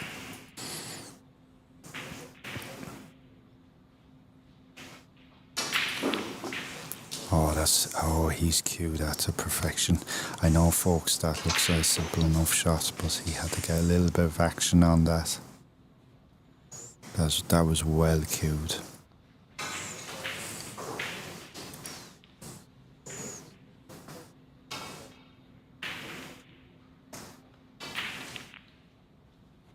Beautiful little cannon there, nicely on the black.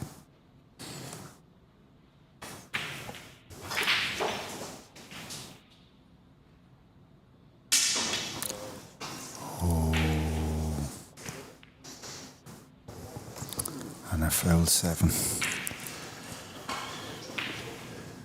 And it always leaves a disgusting taste in your mouth when you beat yourself. It's not a bad pill to swallow if your opponent beats you. Yeah, he will be very disappointed with himself there.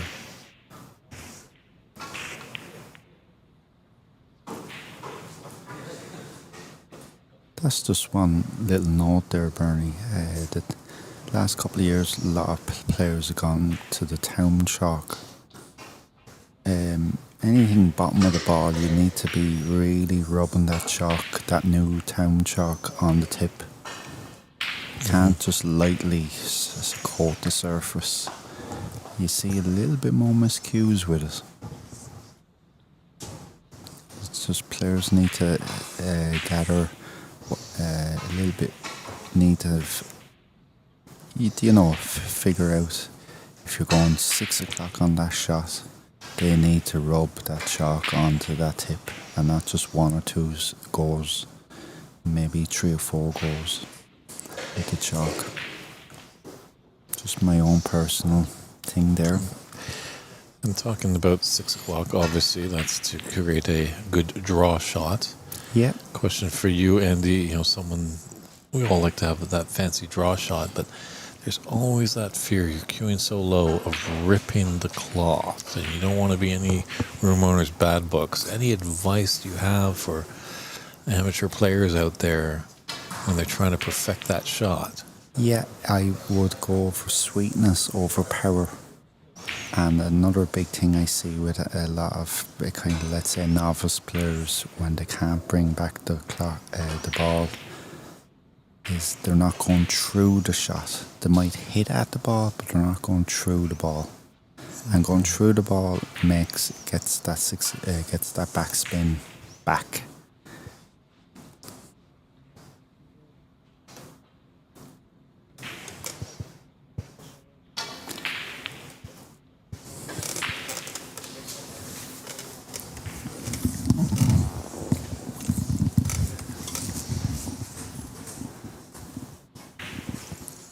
He's left a red onto the left middle. So, folks, Ali got foul 7 there at that time because he can't hop over the colour or the red, let's say. Even though it came back to hit the black, you have to hit the ball direct, if that makes sense, and there's no hopping over in snooker.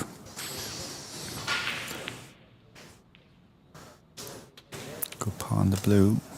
That is a good question for the chat room. Why is a jump shot illegal in snooker? Yeah, I'm not sure. The powers to be back 100 years ago made it illegal in the game.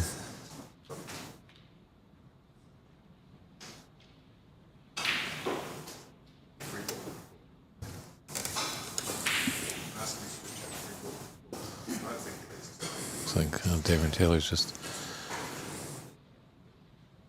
wanting some trusty eyes to take a look at a free ball on the adjacent table, and Papa Mac, referee James McCloskey, coming over to take a look.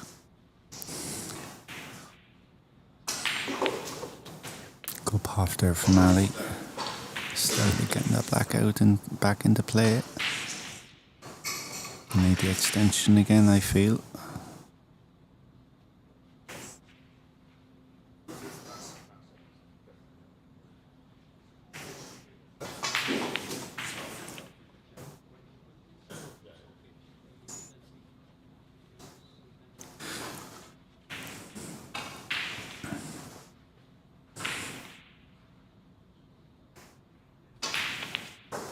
Sometimes Burney's great to get a good workout like this. If Ali keeps on going here and gets through this match, it could be the start of good things for him. But it's no harm to get good workouts. This is ideal for you, taking a look at a potential opponent. Yeah. Looking at every facet of his game here. Definitely. Ooh.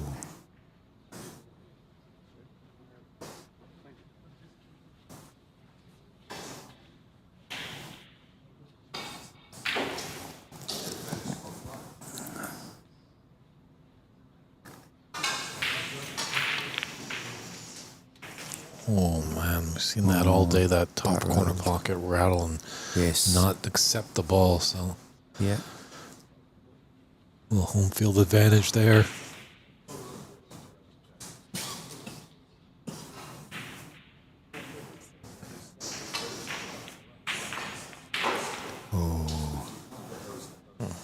And I think Andy's missed a few of them. He'll be disappointed if this match don't go into the 7th frame.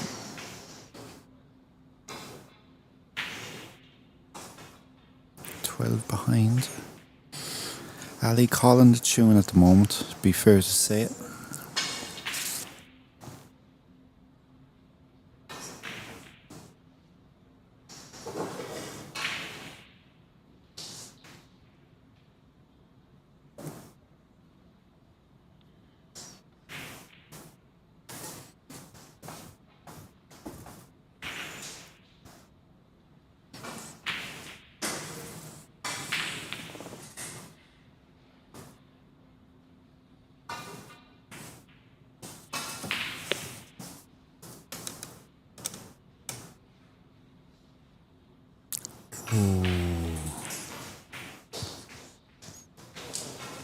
That's quite hurtful.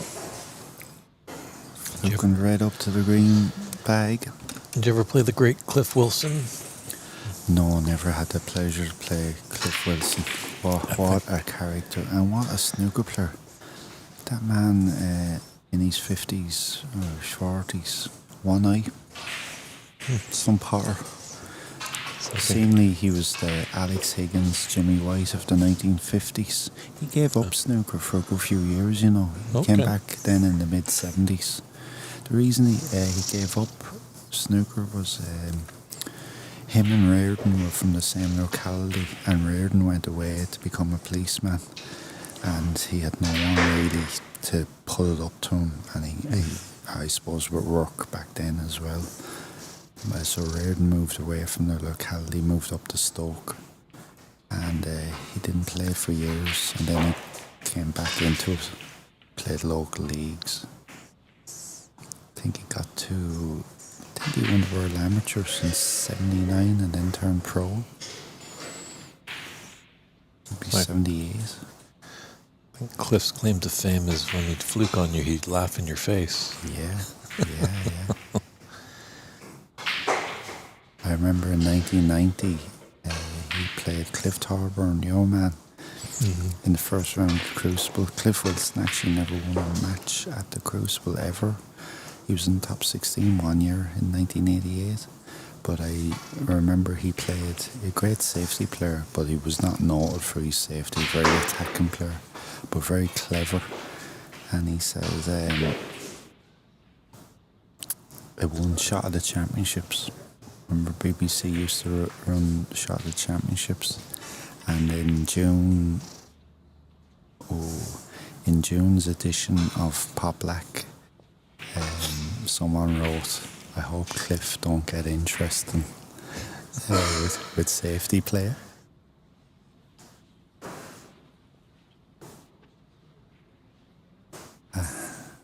Ali is controlling this frame now. That's a great white ball. Has Andy in massive trouble here.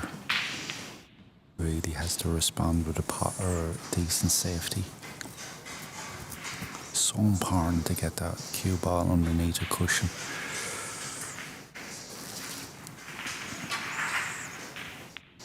Cliff Wilson, in fairness to him, was the first one that I've ever heard say all the talk in 1992 was about Ronnie O'Sullivan and John Higgins, and Cliff Wilson was the first one that I ever heard saying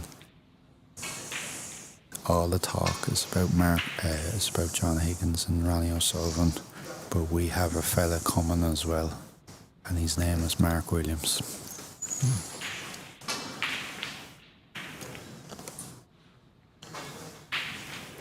And he's in. Oh, great shot there from Andy. Mark Williams was okay, wasn't he? 3-time world champion.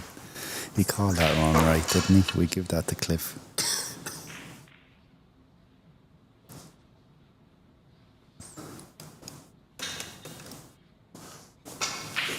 Thank you very much for the invite for the commentary, by the way, Burney. No problem. It's been a delight having you. Appreciate your insights. Absolute pleasure. And you Be do. commentating. You're a cultured man. You know a few of my references, so I much appreciate that. Oh, another fluke. Did you really want to put him back, Andy? Yeah, there's been a few flukes in this match.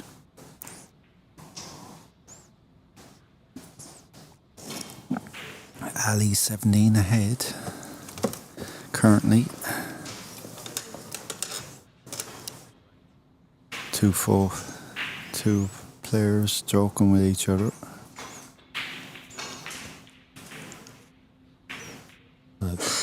That smile quickly when it went to Ali as he's doing his pre-shot routine.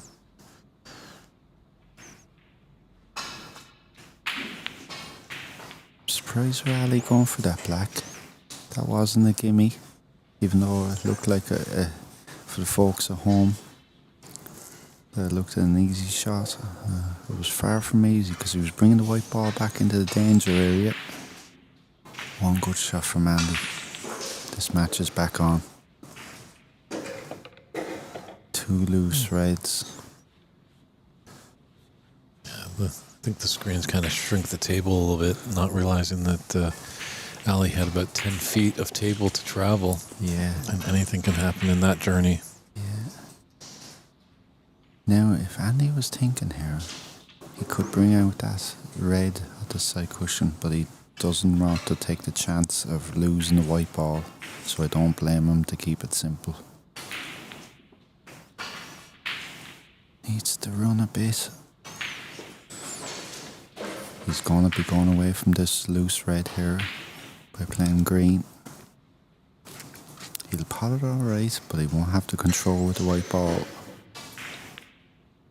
Oh, he got a lovely cannon there. I thought the way I was looking at that camera there, I I thought he was going away from the shot. Lovely cannon.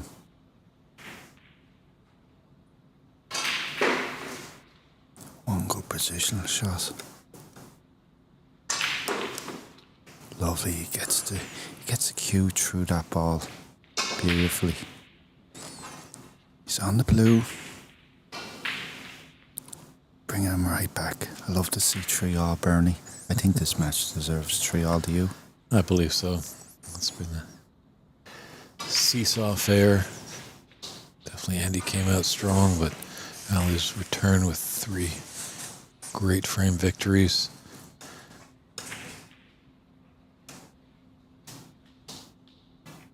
But as we see, Oh, that's a lovely shot. Oh, he did. The reason that why I thought that was a lovely shot was because he purposely double kissed the red there to get the angle to go in behind the black, but he just didn't give it enough pace. 1 ahead for Andy. Red ball fight. Yellow's a bit topsy-turvy as well. Might be only going into the middle bag. certainly do see a lot in these amateur matches. Oh, a lot of the matches go, or frames go down to the last colors. red colours, definitely. Great thing to, if you're going into competitive amateur snooker, great thing to practice for the folks at home. Cue that well. Chance for Andy.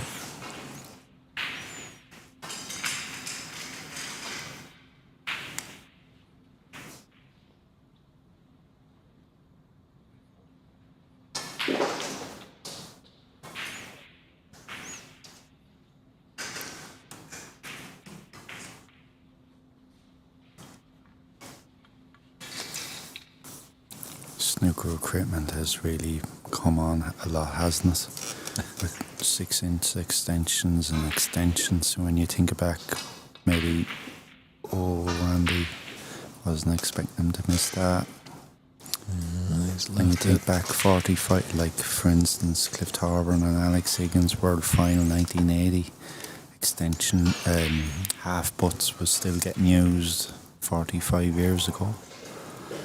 Ali falters too. Really topsy-turvy, hasn't it? Most of the match though, Burney, has been that. Hasn't been clear-cut.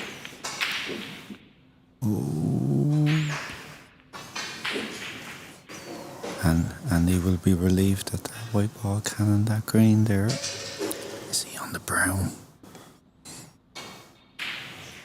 Think he's playing brown. If he's on the brown.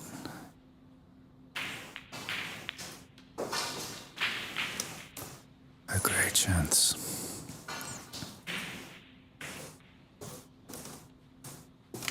One good positional shot. I think, Burney, we have 3-all coming. It looks like it. You're stuck with me for another few minutes.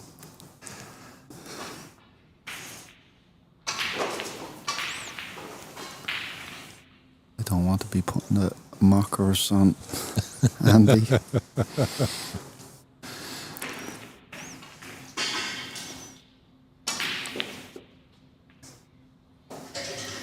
Just overhit that. Mightily overhit that, maybe by about 2 foot, 3 foot. I think a little adrenaline was pumping through his veins there. You know what happens there? You're just wanting to give it a good strike, and you cream it into of a super strike. Still think he pot this though. Think he can go at it into the middle bag. No, went into the corner.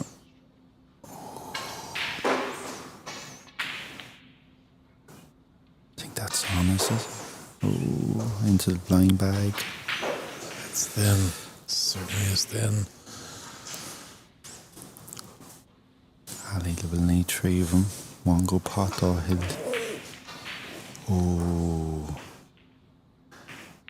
That pocket in the yellow bag has caught them a couple of times, and especially in this frame, hasn't it? They missed the last red.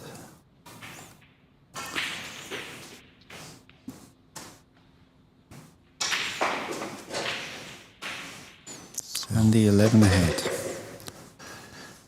18 on the table. 18 on the table. One good safety shot.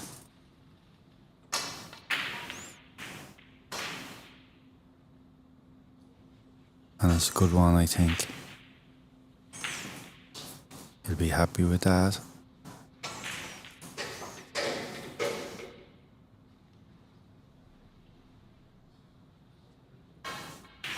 I think he's looking. I think this is on. He's looking to go. I think he's going twice up and down the table here to get position for the pink. No. It's just the way he was looking at the angle. Oh, great pot.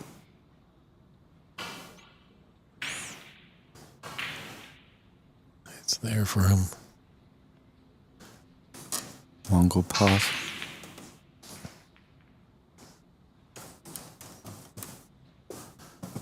It's pink and black for the match.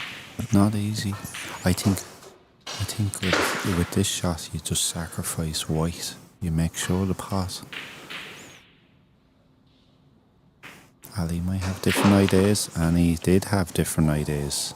There was no sacrifice on the white ball there. Great shot. Here for the match. Black to take it. Wow. The great black, great pink, great blue. Handshakes all around, but both these guys should be probably moving on into the next round. But Ali takes that group. So, very impressive. Just looking back at the end result after that blue he cut in. And it wasn't easy. I agree with you there, Rodney. Just make sure of that pink, get it in. At least you're still at the table. You got a chance at the black. Yeah. There's 6 pockets, 1 ball. You never know what could happen. He played that pink superb, didn't he, Burney? Yeah, he totally committed. It's brilliant to see snooker players totally committing to the cue ball as well. It was a clean strike, and he got every purchase he could possibly get, and hence the reason he made the black handy for himself. Fantastic. Well, thanks for joining us, Rodney. Thanks Pleasure very much for having having me, me, Burney. Hopefully we'll see you again. Yeah. Maybe, but in your case, hopefully you're running away with the tournament and have time to visit to us. We'll see. Here, potting balls like no tomorrow. Yeah. But great insights. I think we're just going to step aside for a few short moments. We're going to have our concluding interview with Ali over there in our interview booth. And then we'll probably be saying goodnight from the stream. There might be some matches with no commentary. We'll just have to see how everyone's feeling there, but we definitely appreciate everybody tuning in all day long. It's only day 1. We got 3 more days to go of this exciting championship here at the Sacramento Snooker and Billiards Room. It's the 2025 US Snooker Masters. Talk to you soon, everybody.